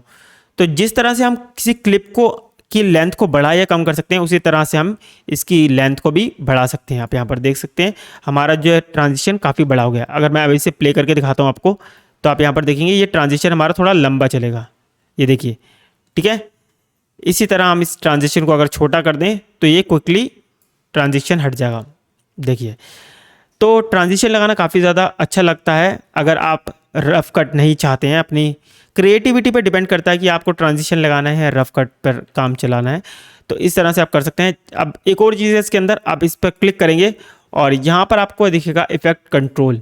जैसे आप ट्रांजिशन पर क्लिक करेंगे, तो इफेक्ट कंट्रोल के अंदर आपके ट्रांजिशन के जो है सेटिंग्स आ जाएंगी कुछ। यहाँ पर आप देख सकते हैं सेटिंग्स आ चुकी हैं इफेक्ट्स की। इसी तरह से आप यहाँ पर से चेंज भी कर सकते हैं, कुछ भी चेंज कर सकते हैं। यहाँ पर से इसकी लेंथ को छोटा या बड़ा कर सकते हैं। यहाँ पर से आप इसे स्टार्ट कट कर सकते हैं, एंड कट कर सकते हैं, या फिर सेंटर कट कर सकते हैं। ड्यूरेशन को यहाँ पर से आप चेंज कर सकते हैं, जैसे कि मैंने आपको बताया था। यहाँ से भी आप ड्यूरेशन को चेंज कर सकते हैं, कितनी बड़ी चाहिए आपको सेंटर कट में, तो यहाँ से भी आप इसको चेंजेस कर सकते हैं। तो काफ़ी यूज़फुल है ट्रांजिशन भी, अगर आपको यूज़ करना है। अब मान लीजिए मुझे ये ट्रांजिशन नहीं लगानी है, दूसरी ट्रांजिशन लगानी है, तो मैं यहाँ पर से इस पर क्लिक करूँगा अपने ट्रांजिशन पर और इसे कीबोर्ड पर डिलीट का बटन दबाऊंगा, तो यहाँ पर आप देखेंगे ट्रांजिशन हट चुका है, ठीक है। इसी तरह से अगर मैं कोई और लगाना चाहता हूँ, जैसे डिप टू ब्लैक लगाना चाहता हूँ, तो मैं इसे ड्रैग करके लेकर आऊँगा और इसके सेंटर में यहाँ पर मैं छोड़ दूंगा और उसकी लेंथ को थोड़ा सा बड़ा कर दूंगा। अब आप यहाँ पर देखेंगे हमारा ट्रांजिशन चेंज हो चुका है। और यहाँ पर मैं इसको प्ले करके दिखाता हूँ आपको, देखिए। तो थोड़ा सा लैग ही चल रहा है, कोई दिक्कत नहीं है, मगर आपको समझ आ गया होगा। लेकिन अगर आपका कोई भी सवाल है तो आप कमेंट बॉक्स में पूछ सकते हैं। वीडियो को लाइक करें, अगर आपको अभी तक समझ आ रहा है तो वीडियो को लाइक ज़रूर करें। कमेंट बॉक्स पे कोई सवाल हो तो आप पूछ सकते हैं। अगर आपका कोई भी सवाल आप डायरेक्ट मेरे से बात करना चाहते हैं, तो मुझे इंस्टाग्राम पर फॉलो करके वहाँ पर मेरे से पूछ सकते हैं। तो दोस्तों, जिस तरह हमने वीडियो ट्रांजिशन का इस्तेमाल करा, उसी तरह हम ऑडियो ट्रांजिशन का भी इस्तेमाल कर सकते हैं। जैसे मान लीजिए अब मुझे ऑडियो में ट्रांजिशन लगाना है कोई, तो मैं पहले वीडियो ट्रांजिशन को ऑफ कर देता हूँ और यहाँ पर आपको ऊपर दिखता है ऑडियो ट्रांजिशन। तो मैं इसको एक्सपेंड करता हूँ और यहाँ पर आपको क्रॉस फेड का एक फोल्डर दिखता है। इसके अंदर आपको 3 यहाँ पर जो है इफेक्ट्स दिखते हैं, ट्रांजिशन दिखते हैं। तो जैसे कि मैं यहाँ पर अगर कांस्टेंट गेन लगाना चाहता हूँ, तो मैं इसको ड्रैग करूँगा और ऑडियो के स्टार्टिंग में लगा दूंगा। तो यहाँ पर आप देख सकते हैं हमारा जो है ऑडियो ट्रांजिशन लग चुका है। इसी तरह से आप इसकी लेंथ को इंक्रीज़ या डिस्क्रीज़ भी कर सकते हैं, जैसे कि हमने वीडियो में किया था। अब इसका यूज़ क्या है, जैसे कि मैं आपको प्ले करके दिखाता हूँ। तो यहाँ पर आप देखेंगे पहले स्लो से स्टार्ट होगा और फिर आपको जो मैक्सिमम वॉल्यूम है वो सुनाई देगी। देखिए, सुनिए आप ध्यान से। ठीक है, यहाँ पर आप सुन सकते हैं कि जो ट्रांजिशन है पहले लो थी, फिर धीरे धीरे वो गेन हुई है। ठीक है, तो इस तरह से आप ऑडियो ट्रांजिशन का भी इस्तेमाल कर सकते हैं। इसकी लेंथ को कम या बढ़ा भी सकते हैं। तो ये काफ़ी ज़्यादा अच्छा लगता है अगर हम ट्रांजिशन का इस्तेमाल करें ऑडियो में भी। और इसी तरह से अगर मैं इसे यहाँ पर से डिलीट करना चाहता हूँ तो मैं इसे डिलीट भी कर सकता हूँ। इसके अलावा आप अगर अपनी ऑडियो फाइल के आगे आते हैं तो यहाँ पर आप देखेंगे कर्सर चेंज हो जाता है। इस पर अगर आप राइट क्लिक करते हैं, यहाँ पर आप अप्लाई डिफ़ॉल्ट ट्रांजिशन पर क्लिक करेंगे तो यहाँ पर कांस्टेंट पावर का जो है एक ट्रांजिशन लग जाता है। इसका यूज़ भी वही सेम टू सेम है, पहले आवाज़ कम होगी और फिर इंक्रीज़ होगी। आई होप कि आपको ये ट्रांजिशन का पार्ट समझ आ गया होगा। अभी आने वाली वीडियोस के अंदर मैं आपको जो है इफ़ेक्ट्स पैनल के बारे में और भी चीज़ें बताऊंगा, वीडियो इफ़ेक्ट्स के बारे में बताऊंगा। तो वीडियो को देखते रहिए, और आपने अभी तक लाइक नहीं करा तो प्लीज़ लाइक कर दीजिए, और चैनल को सब्सक्राइब नहीं किया तो प्लीज़ चैनल को सब्सक्राइब करें और बेल आइकन को ज़रूर दबाएँ।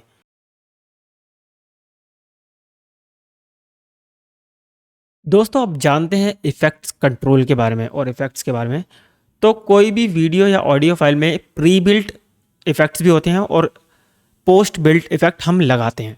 ठीक है, प्री बिल्ट और पोस्ट बिल्ट इफ़ेक्ट में क्या फ़र्क है मैं आपको दिखाता हूँ। अगर मान लीजिए मैं इस क्लिप को सिलेक्ट करता हूँ, तो जैसे मैं इस क्लिप को सिलेक्ट करूँगा आप यहाँ पर देख सकते हैं इफ़ेक्ट्स कंट्रोल में कुछ ऑटोमेटिकली इफ़ेक्ट लगे हुए हैं। ये एफेक्ट्स जो है इसका मतलब है इफ़ेक्ट्स है। ठीक है, और ये यहाँ पर से आप कोई भी इफ़ेक्ट को इनेबल या डिसेबल भी कर सकते हैं, लेकिन ये जो इफ़ेक्ट होंगे वो परमानेंटली लगे होंगे किसी भी क्लिप के साथ। अब जो मेन इफ़ेक्ट होते हैं जो प्री बिल्ट होते हैं उसमें आप पोजीशन को चेंज कर सकते हैं। जैसे कि मैं इसकी पोजीशन को देखिए, मैं इसकी पोजीशन को यहाँ पर से चेंज कर सकता हूँ, राइट या लेफ़्ट या अप या डाउन। तो मैं इसको अनडू कर देता हूँ। तो और इसके बाद आप स्केल के इफ़ेक्ट को बढ़ा या कम कर सकते हैं। ठीक है, इसके बाद आप रोटेशन कर सकते हैं किसी इफ़ेक्ट का। इसके अलावा आप ओपेसिटी का जो आपका इफ़ेक्ट होता है ये भी आप देख सकते हैं। ये प्री बिल्ट इफ़ेक्ट लगा हुआ है, और एक टाइम रिवैपिंग का है जो कि वीडियो की स्पीड को एक्सप्लेन करता है। तो ये टाइम रिवैपिंग है।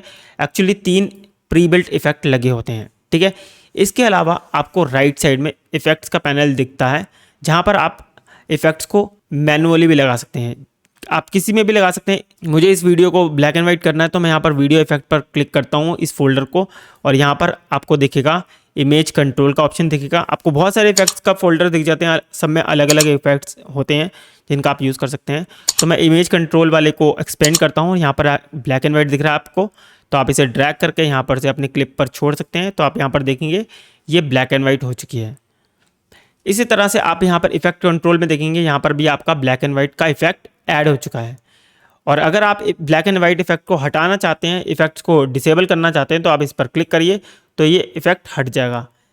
ठीक है, यहाँ पर इनेबल और डिसेबल आप कर सकते हैं। लेकिन अगर आप इस ब्लैक एंड वाइट को डिलीट करना चाहते हैं तो आप इसको क्लिक करिए और अपने कीबोर्ड पर डिलीट का बटन दबाएंगे तो इफेक्ट यहाँ पर से डिलीट हो जाएगा। जिस तरह से हम इफेक्ट को अपनी वीडियो क्लिप में लगा सकते हैं उसी तरह हम ऑडियो क्लिप में भी लगा सकते हैं। और जैसे ही मैं ऑडियो क्लिप पर क्लिक करता हूँ आप यहाँ पर देखेंगे इफेक्ट कंट्रोल में ऑडियो के अपने इफेक्ट हैं जो प्री बिल्ट हैं, जैसे कि वॉल्यूम हो गया, चैनल वॉल्यूम हो गया, या फिर पैनर हो गया। ये प्री बिल्ट है, इसमें भी आप चेंज कर सकते हैं, लेवल बढ़ा सकते हैं, गेन कर सकते हैं ऑडियो को। यहाँ पर लेफ़्ट चैनल को आप ज़्यादा वॉल्यूम कर सकते हैं, राइट चैनल में कर सकते हैं। इस तरह से आप इफेक्ट को यहाँ पर से जो प्री बिल्ट है उसमें चेंजेस कर सकते हैं। लेकिन वीडियो की तरह ही यहाँ पर ऑडियो के भी अपने इफ़ेक्ट्स हैं। यहाँ पर आप देख सकते हैं, यहाँ पर आप कोई भी चीज़ कर सकते हैं, जैसे आप एम्पलीफाई इफेक्ट लगा सकते हैं, कोई भी इफेक्ट्स लगा सकते हैं। और उसी तरह से यहाँ पर भी जैसे वीडियो में आया था, यहाँ पर एक इफ़ेक्ट एडिट हो गया है। आप इसको इनेबल या डिसेबल कर सकते हैं, इसको यहाँ पर से एडिट कर सकते हैं।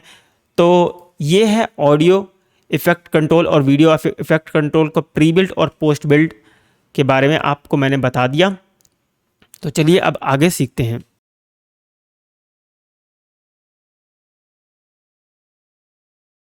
दोस्तों, आप जानते हैं एक मोस्ट इम्पॉर्टेंट चीज़ जो बहुत बार काम आती है, तो मुझे लगा ये भी इस कोर्स के अंदर आपको बतानी चाहिए। तो क्या है, कभी कभार क्या होता है, हमें अपनी वीडियो में से कुछ क्लिप को, कुछ पार्ट को फ्रीज़ करना पड़ता है। मतलब जैसे कि मैं इस पार्ट को फ्रीज करना चाहता हूँ, तो उसके दो तरीके हैं। एक छोटा सा तरीका मैंने आपको पहले बताया था, अगर मैं आपको दिखाता हूँ आपको याद आ जाएगा कि मुझे इस फ्रेम को फ्रीज करना है, तो मैं सबसे पहले इसका स्नैपशॉट ले लूँगा और फिर इसको सेव कर दूंगा अपने कंप्यूटर पर, और फिर उस इमेज को मैं ड्रैग करके अपने प्रोजेक्ट में लेकर के आऊँगा और फिर मैं उसे ड्रैग करके इसके ऊपर रख दूंगा, तो इमेज फ्रीज रहेगी। जितनी लंबी हमें लेंथ करनी है वो हम कर सकते हैं। लेकिन इसके अंदर आप गौर से समझेंगे तो ये बहुत ज़्यादा मल्टीपल स्टेप हो जाते हैं कि पहले मैं इसको करूँगा, फिर इसको मैं सेव करूँगा, फिर इसको मैं ड्रैग करूँगा और अपनी इमेज में लगाऊंगा, काफ़ी सारे स्टेप हो जाते हैं।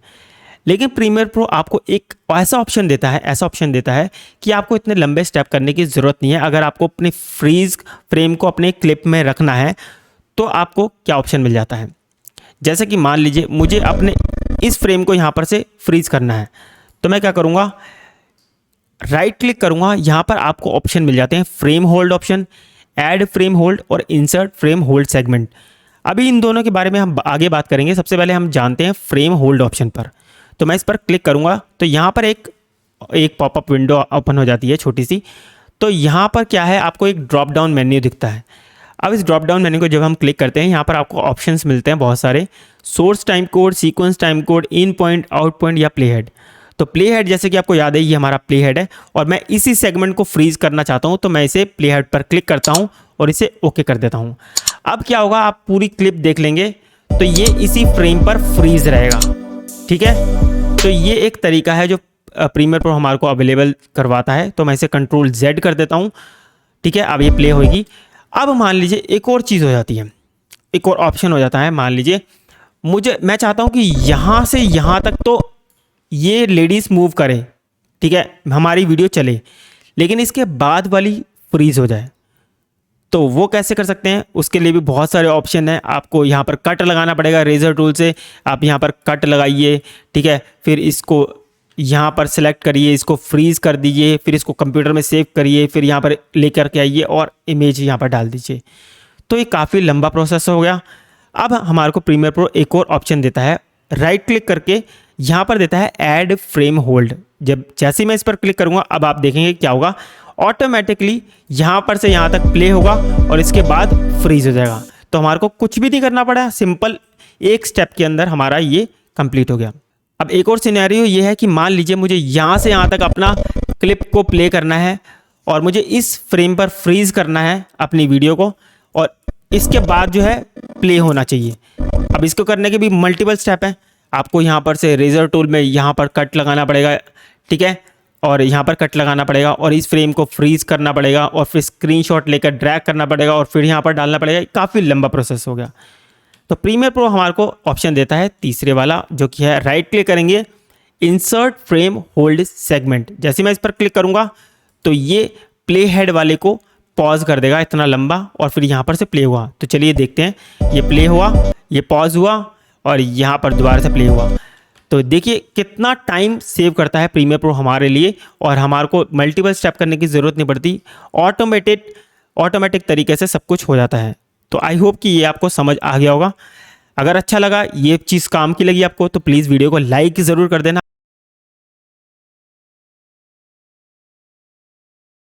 दोस्तों अब बात करते हैं FPS की। FPS का मतलब होता है फ्रेम्स पर सेकंड। आप में से बहुत सारे लोगों को ज़रूर पता होगा, FPS के बारे में आपने सुना होगा। अगर आप वीडियो को अच्छे से समझना चाहते हैं, आपने बहुत सारी वीडियोस देखी होंगी। FPS का मतलब होता है फ्रेम्स पर सेकंड, यानी कि एक सेकंड में कितने फ्रेम्स कैप्चर हो रहे हैं वो डिपेंड करता है। आपने बहुत बार सुना होगा 24 FPS हो गया, 60 FPS हो गया, 120 FPS हो गया, 1000 FPS हो गया, 12 FPS हो गया। तो ये क्या होता है, यानी कि एक सेकंड के अंदर कितने फ्रेम खींचे जा रहे हैं। और जैसे कि अब मैं आपको यहाँ पर से अपनी राइट एरो की को दबा के दिखाता हूँ। ये देखिए, आप यहाँ पर देखेंगे ये एक एक स्टिल इमेज जो एक एक फोटो से मिलकर एक वीडियो बन रही है। क्या मतलब होता है, जैसे कि हम बहुत पहले की बात करें, जब ये वीडियो का आविष्कार हुआ था तो देखा गया था कि अगर हम 24 स्टिल इमेज को अगर हम इकट्ठा करते हैं तो वो एक वीडियो के फॉर्मेट में हमारे को नज़र आती है। लेकिन उसमें थोड़ी से मोशंस होने ज़रूरी हैं, यानी कि अगर आप एक ही स्टिल इमेज रखेंगे तो 24 सेकंड तक रखेंगे तो 24 सेकंड नहीं होंगे, वो एक फ्रेम होगा, वो सिर्फ एक ही फ्रेम होगा जिसे आप 24 सेकंड तक एक्सपेंड कर रहे हैं। ये है 24 अलग अलग स्टिल इमेज। अगर मैं दोबारा से आपको दिखाऊं, आप गौर फरमाइएगा, गौर से देखिएगा। ये देखिए मैं आगे आगे करता रह रहा हूँ, तो ये एक एक स्टिल इमेज आपको दिखेगी, अटक अटक के दिख रही है ना, ये एक एक स्टिल इमेज है, जिसे मैं अगर मैं डायरेक्ट इसे राइट क्लिक को दबाए रखता हूँ तो आप यहाँ पर देखेंगे एक एक स्टिल इमेज मूव होते हुए नज़र आ रही है। तो इसे कहते हैं फ्रेम पर सेकंड। जो 24 FPS होता है ये एक स्टैंडर्ड FPS है, फ्रेम पर सेकंड है, जो मूवीज़ में इस्तेमाल होता है। अगर हम 60 FPS से 60 FPS से ज़्यादा की बात करें तो वो हो जाता है स्लो मोशन, यानी कि 1 सेकंड के अंदर 60 फ्रेम्स आपको मिलते हैं, उसको आप स्लो कर सकते हैं। तो अब आई होप कि आपको फ्रेम्स के बारे में, फ्रेम पर सेकंड्स के बारे में थोड़ा और पहले से थोड़ा सा ज़्यादा समझ आ गया होगा। अब हम देखते हैं कि कई बार क्या होता है, हमारे को ये देखना होता है कि कौन सी क्लिप कितने फ्रेम पर सेकंड में शूट हुई है। तो मोस्टली लोग क्या करते हैं, यहाँ पर क्लिक करेंगे या इसे डिटेल पर जाएंगे और यहाँ पर आपको दिखेगी फ्रेम रेट 29 FPS। तो आपको लगेगा 29 FPS की वीडियो है, लेकिन अगर हम इसके फ्रेम रेट को बढ़ाएं या कम कर दें तो वो ऑटोमेटिकली अपडेट हो जाएगी यहाँ पर। ठीक है, तो हमारे को एग्जैक्ट फ्रेम पर सेकंड में, जिस फ्रेम पर सेकंड में वीडियो शूट हुई है वो नहीं पता चल सकती, क्योंकि वो यहाँ पर अपडेट हो जाती है। लेकिन अगर आप उसकी एग्जैक्ट फ्रेम रेट को जानना चाहते हैं कि कितने फ्रेम रेट पर वीडियो शूट हुई है, फ्रेम रेट देखने के लिए आपको राइट क्लिक करना है और यहाँ पर ऑप्शन दिखेगा प्रॉपर्टीज़ का। तो जैसे आप इस पर क्लिक करेंगे तो यहाँ पर आपको दिख जाएगा कि इस वीडियो के बारे में पूरी डिटेल पता चल जाएगी आपको। जैसे कि यहाँ पर एमपेग मूवी है, ये इतने MB की है, इमेज साइज़ ये है, ठीक है। फ्रेम रेट आपको यहाँ पर दिख रही है एग्जैक्ट 50 FPS की। ये देखिए मैंने आपको बताया था ना, यहाँ पर 29 FPS की हमारी टाइमलाइन है, उस हिसाब से ये ऑटोमेटिकली अपडेट हो गया है, लेकिन इसकी ओरिजिनल फ्रेम रेट है 50 FPS। तो यहाँ पर से आप चेकआउट कर सकते हैं कि ओरिजिनल फ्रेम रेट ये कितने की है, ये कौन से कोडैक में हुआ है, सब कुछ आपको यहाँ पर मिल जाता है। तो ये काफ़ी यूज़फुल चीज़ है और आपको पता होना चाहिए। इसके अलावा इसका एक और तरीका है, आप अपनी वीडियो पर क्लिक करिए और आपको यहाँ पर इन्फो का बटन दिख जाएगा। अगर इन्फो का बटन नहीं दिख रहा तो यहाँ पर आपको इन्फो का बटन दिखेगा। अगर मान लीजिए आपको इन्फो का बटन नहीं दिख रहा है तो आप यहाँ पर जाइए, विंडोज़ पर जाइए और इन्फो को यहाँ पर से इनेबल कर दीजिए। तो हम यहाँ पर देखते हैं, ये क्लिप सेलेक्ट करके आप यहाँ पर देख सकते हैं ये 50 FPS पे शूट करी गई है। ये एक्चुअली में 4K वीडियो है, तो यहाँ पर से आप सारी इन्फॉर्मेशन चेक कर सकते हैं। तो ये दूसरा तरीका था। दोस्तों जैसे कि हमने देखा कि हमारी ये क्लिप 50 FPS में है और हमारे यहाँ प्रोजेक्ट में ये दिखा रही है 29 FPS में। तो हम इसको अगर चेंज करना चाहते हैं तो कैसे कर सकते हैं, उसके लिए आपको राइट क्लिक करना पड़ेगा और यहाँ पर आपको दिखेगा मॉडिफाई का ऑप्शन और इसके अंदर आपको दिखेगा इंटरप्रेट फुटेज। तो आपने इस पर क्लिक करना है। तो यहाँ पर आपको एक पॉपअप विंडो दिखेगी। यहाँ पर आपको इन सब चीज़ों के बारे में ज़्यादा ध्यान नहीं देना। हमारा जो मेन मकसद है, हमें देखना है फ्रेम रेट। अभी ये जो यूज़ जो कर रहा है करंट फुटेज में, वो कर रहा है 29.97 FPS। तो हमें जो है इसके ओरिजिनल FPS जो कि 50 FPS है उसमें चेंज करना है। तो हम यहाँ पर एज्यूम दिस फ्रेम रेट पर क्लिक करेंगे और यहाँ पर डाल देंगे 50.00। ठीक है, तो इसके बाद अगर हम इसको ओके करते हैं तो आप यहाँ पर देखेंगे कि ये 50 FPS में हो चुका है। अब मैं इसे प्ले करके आपको दिखाता हूँ, तो ये स्मूथली आपको दिखेगा। ठीक है, स्मूथली आपको प्ले होते हुए दिखेगा। ठीक है, इस तरह से आप इसके ओरिजिनल फ्रेम रेट को यहाँ पर चेंज कर सकते हैं। इसके साथ साथ अगर हम दोबारा से यहाँ पर राइट क्लिक करते हैं और मॉडिफाई पर जाते हैं और इंटरप्रेट फुटेज करते हैं, इसके बाद हम एज्यूम कर लेते हैं कि ये 120 FPS में है। ठीक है, इसके साथ आप नोटिस करेंगे यहाँ पर इसकी ड्यूरेशन भी बढ़ रही है, कम हो रही है। इसका मतलब क्या होगा, ये फास्ट चलेगा। देखिए अगर मैं इसे ओके करता हूँ तो यहाँ पर देखेंगे, इसको मैं प्ले करता हूँ, ये देखिए फास्ट हो गया ना। इसी तरह अब इसको अनडू करता हूँ। ठीक है, अब मैं दोबारा चलता हूँ यहाँ पर और इसको मॉडिफाई करते हैं और इंटरप्रेट फुटेज पर दोबारा चलते हैं। अब इसको हम एज्यूम करते हैं कि ये भैया ये 24 FPS पे है। अब इसका ड्यूरेशन देखिए 40 सेकंड का हो गया है, यानी कि लंबी हो गई है वीडियो। तो मैं इसे ओके करता हूँ। अब यहाँ पर आप देखेंगे ये वीडियो बहुत स्लो चलेगी, ये देखिए। ठीक है, इस तरह से आप जो है फुटेज की FPS को बदल सकते हैं, जो कभी कभार बहुत यूज़फुल रहता है। दोस्तों अब एक इम्पॉर्टेंट चीज़ है फ्रेम पर सेकंड में जो मैं आपको समझाना चाहता हूँ, उसे ध्यान से सुनना, मेरी बातों को ध्यान से समझना, और अगर आपका कोई सवाल होगा तो नीचे कमेंट बॉक्स में पूछ सकते हैं।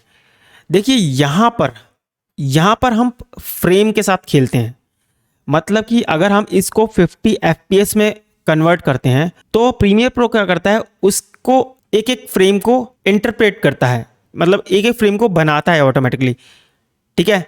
मतलब उससे पहला जो फ्रेम रेट होगा तो ऑटोमेटिक तरीके से उस फ्रेम को फिल कर देगा वो। लेकिन दूसरा जो तरीका होता है वो होता है स्पीड ड्यूरेशन, यानी कि टाइमिंग के साथ और परसेंटेज के साथ खेलना, ठीक है। FPS अलग चीज़ हो जाएगी और टाइम और स्पीड के साथ खेलने का तरीका वो अलग होगा। अब मान लीजिए मुझे इस पर राइट क्लिक करना है और यहाँ पर जाना है स्पीड ड्यूरेशन पर, जो कि वीडियो को फास्ट और स्लो करने का एक तरीका है।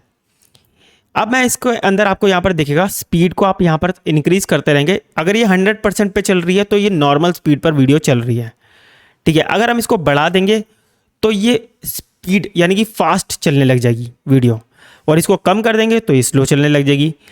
लेकिन इसके अंदर क्या होता है, प्रीमियर प्रो इमेजिन नहीं करता कि बीच में कौन कौन से फ्रेम हो सकते हैं, या अपनी तरफ से भरता नहीं है, ये उसके बीच के फ्रेम को डिलीट कर देता है, मतलब जो भी होगा डिलीट कर देगा, उसे फास्ट कर देगा।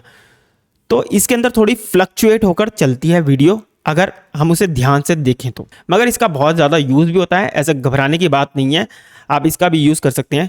तो मान लीजिए मैं इसको बढ़ा के 150% कर देता हूँ, ठीक है। अब आप यहाँ पर देखेंगे ये इसका टाइम, तो मैं इसको पहले अंडू करता हूँ। आप यहाँ पर टाइम देखिए 3 सेकेंड है, और अगर मैं इसको 150 करता हूँ तो ये 2.16 सेकंड में हो जाता है, ठीक है। अभी इसके साथ साथ मैं आपको यहाँ पर reverse speed, ripple, editing, shifting और यहाँ पर इस ऑप्शंस के बारे में बताऊँगा। फिलहाल के लिए हम इस पर चलते हैं और इसे ओके करते हैं। तो अब यहाँ पर आप देखेंगे जब हमने पहले यहाँ पर से FPS चेंज करे थे तो इसकी ड्यूरेशन उतनी ही रही थी, लेकिन ये छोटी नहीं हुई थी। अब यहाँ पर हमने करा है तो ये छोटी हो गई है, यानी कि इसके बीच के फ्रेम्स जो हैं प्रीमियर प्रो ने डिलीट कर दी हैं। अब इसको मैं प्ले करके दिखाऊंगा।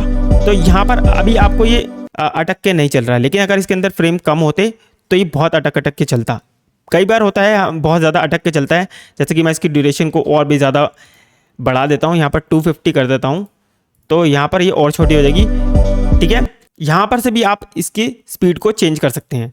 तो मैं इसको Ctrl Z कर देता हूँ, दोबारा से वहीं पर ले आते हैं। दोस्तों बात करते हैं रिवर्स स्पीड की। जैसे कि मैंने आपको बताया था रिवर्स स्पीड के बारे में मैं आपको बताऊँगा। तो रिवर्स स्पीड का मतलब होता है वीडियो को उल्टा चलाना। जैसे कि अभी ये यूँ मूव हो रही है तो ये उल्टी चलेंगी, ठीक है। अभी आप देखेंगे कैसे। तो मैं इस पर राइट क्लिक करता हूँ और स्पीड ड्यूरेशन पर जाता हूँ और इसको 150 स्पीड पे करते हैं और यहाँ पर करते हैं रिवर्स स्पीड पर चेकआउट। इसके बाद हम इसे ओके करते हैं। अब आप यहाँ पर देखेंगे कि ये वीडियो स्पीड में भी चलेगी और उल्टी भी चलेगी, ये देखिए, ठीक है। इसी तरह से आप वीडियो को रिवर्स कर सकते हैं। तो आई होप कि आपको समझ आ गया होगा, FPS और रिवर्स का कॉन्सेप्ट समझ आ गया होगा।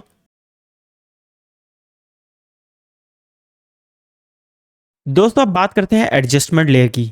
एडजस्टमेंट लेयर अगर आपने कभी फोटोशॉप का इस्तेमाल करा है तो आपको पता होगा एडजस्टमेंट लेयर के बारे में, लेकिन अगर नहीं पता तो कोई दिक्कत वाली बात नहीं है। एडजस्टमेंट लेयर बेसिकली एक नल लेयर होती है, उसके अंदर कुछ भी नहीं होता, बस एक लेयर होती है जिसके अंदर आप इफेक्ट डाल सकते हैं। लेकिन बहुत पावरफुल टूल है, अगर आप इसका इस्तेमाल जान जाएंगे तो आपको बहुत ईजी रहेगा, बहुत काम आपका आसान हो जाएगा। तो एडजस्टमेंट लेयर को चलिए ये प्रैक्टिकली समझते हैं और आपको ज़्यादा प्रैक्टिकली पता चलेगा। तो एडजस्टमेंट लेयर बनाने के 3 तरीके हैं। सबसे पहला तरीका है, आप यहाँ पर आपको दिखेगा न्यू आइटम, आप इस पर क्लिक करें और यहाँ पर आपको दिखेगा एडजस्टमेंट लेयर। पहला तरीका ये है, ठीक है। दूसरा तरीका है, आप यहाँ पर कहीं भी खाली जगह है वहाँ पर राइट क्लिक करेंगे और यहाँ पर न्यू आइटम पर जाकर यहाँ एडजस्टमेंट लेयर आप बना सकते हैं। तीसरा तरीका है, आप फाइल पर जाइए, न्यू पर जाइए और यहाँ पर आप एडजस्टमेंट लेयर बना सकते हैं। तो 3 तरीका है, जो सा भी तरीका आप इस्तेमाल करना चाहें आप कर सकते हैं। मैं मोस्टली ये वाला तरीका इस्तेमाल करता हूँ। एडजस्टमेंट लेयर पर क्लिक करते हैं और अब जो है ये ऑटोमेटिकली जितने भी आपकी व्यू फाइंडर का स्क्रीन साइज होगा, जो भी डिफ़ॉल्ट सेटिंग होगी वो आपकी डिफ़ॉल्ट सेटिंग ले लेगा। आप यहाँ पर से अपनी सेटिंग्स को चेंज कर सकते हैं। आई होप कि आपको सेटिंग्स के बारे में पता चल गया होगा कि आपकी सीक्वेंस की सेटिंग्स क्या है, आप उस हिसाब से चेंज कर सकते हैं अपनी मर्जी से, ठीक है। तो बाय डिफ़ॉल्ट जो भी सेटिंग्स ये लेता है उसे रहने दीजिए और इसे ओके पर प्रेस कर दीजिए। इसके बाद आप यहाँ पर देखेंगे एक एडजस्टमेंट लेयर यहाँ पर बन चुकी है। अब जैसे कि मैंने आपको बताया था कि नल लेयर है, इसके अंदर कुछ भी नहीं है, सिर्फ एक सिंपल लेयर है। अगर मैं इसको ड्रैग करता हूँ, ये देखिए इसके ऊपर ड्रैग करता हूँ, इसके अंदर कुछ भी नहीं है, खाली एक लेयर है, कुछ भी नहीं है, ना ब्लैक कुछ ऊपर आएगा ना कुछ भी नहीं है इसके अंदर, समझ लीजिए। लेकिन इस खाली बकेट के अंदर हम जो भी भरेंगे वो नीचे वाली क्लिप में उसको वो दिखेगा, ठीक है। चलिए अब मैं आपको एग्जाम्पल के तौर पर समझाता हूँ। तो हम चलते हैं कलर वाले टैब पर, ठीक है। अब देखिए, अगर हम कोई कलर करेक्ट कर रहे होते हैं या कलर ग्रेड कर रहे होते हैं, ठीक है, अभी हम इसको हाइड कर देते हैं, ठीक है।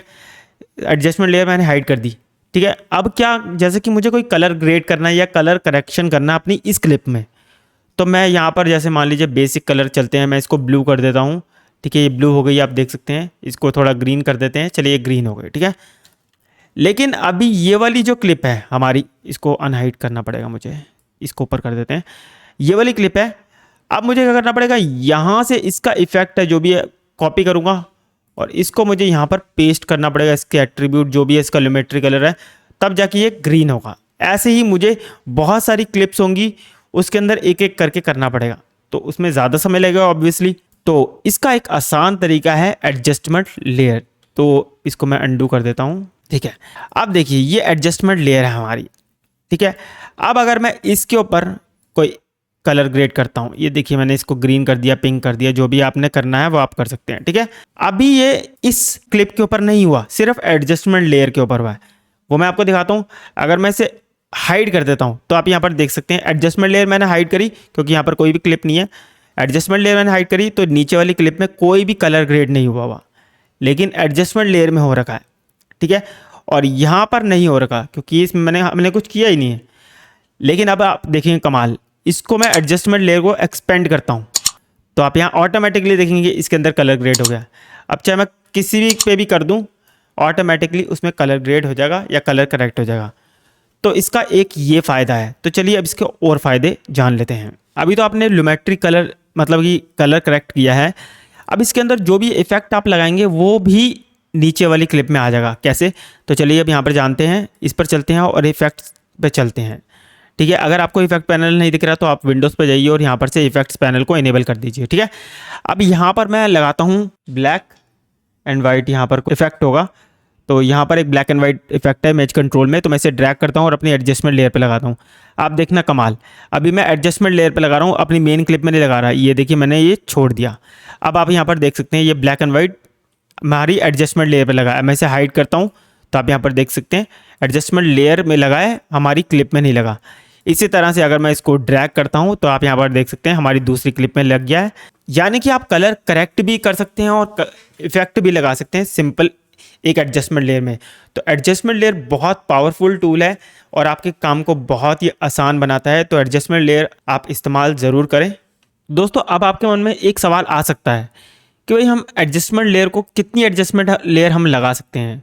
तो उसका सिंपल सा आंसर है कि आप चाहें जितनी मर्जी एडजस्टमेंट लेयर लगा सकते हैं, चाहे आपको जितना भी मन करे आप एडजस्टमेंट लेयर लगा सकते हैं। उदाहरण के लिए अगर मैं एक और यहाँ पर एडजस्टमेंट लेयर लगाना चाहूँ तो मैं एक और एडजस्टमेंट लेयर लगा सकता हूँ। आप यहाँ पर देखेंगे यहाँ पर 2 एडजस्टमेंट लेयर आ गई, लेकिन आप देखेंगे यहाँ पर नाम सेम ही रहेगा, एडजस्टमेंट लेयर। लेकिन कभी कभार हम 2-4 एडजस्टमेंट लेयर लगाते हैं तो नाम से कन्फ्यूज़न ना हो तो आप यहाँ पर से इसके नाम को रीनेम भी कर सकते हैं। यहाँ पर आपको रीनेम का ऑप्शन भी मिल जाता है, ये देखिए आप यहाँ पर डाल सकते हैं एडजस्टमेंट लेयर 2 डाल सकते हैं, जितनी मर्जी डाल सकते हैं। तो आप यहाँ पर से आप ड्रैग कर सकते हैं, 2 एडजस्टमेंट लेयर लग गई है। तो अब आपके मन में ये भी सवाल आ सकता है कि भाई 2 का फ़ायदा क्या होगा। तो मैं आपको बताता हूँ 2 का फ़ायदा क्या होगा। 2 का फ़ायदा ये होता है कि कभी कभार हमारे को टेस्टिंग करनी पड़ती है, कभी क्लाइंट को दिखाना पड़ता है या फिर कभी खुद के लिए टेस्टिंग करनी पड़ती है कि इस वाले में अगर हम चलिए मान लीजिए मैं इसको इसके जो है पे रिमूव कर देता हूँ एट्रीब्यूट ब्लैक एंड वाइट को। मान लीजिए इसके अंदर मैं करता हूँ थोड़ा सा कोल्ड कलर कर देता हूँ ब्लू, और इसके अंदर मैं थोड़ा वार्म कलर कर देता हूँ, ठीक है।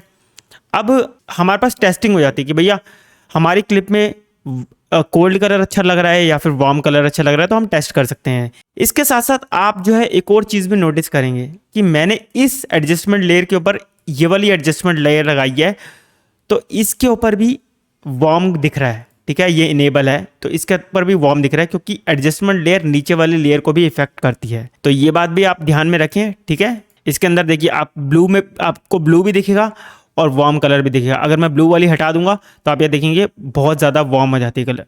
तो मतलब 2 कलर का एडजस्टमेंट भी आप कर सकते हैं। तो ये था एडजस्टमेंट लेयर का फ़ायदा और ये बहुत पावरफुल टूल है। अगर आपने फोटोशॉप का इस्तेमाल करा है तो आपको एडजस्टमेंट लेयर के बारे में पता होगा, लेकिन अगर नहीं पता तो ये एडजस्टमेंट लेयर आप इस तरह से इस्तेमाल कर सकते हैं। बहुत ही अच्छा टूल है। जिसमें आपको बार बार कोई भी एक इफेक्ट को हर लेयर पर लगाने की ज़रूरत नहीं पड़ती और आप एक एडजस्टमेंट लेयर की मदद से अपनी सारी क्लिप्स के अंदर कलर करेक्ट कर सकते हैं, कलर ग्रेड कर सकते हैं। तो बहुत ही अच्छा टूल है।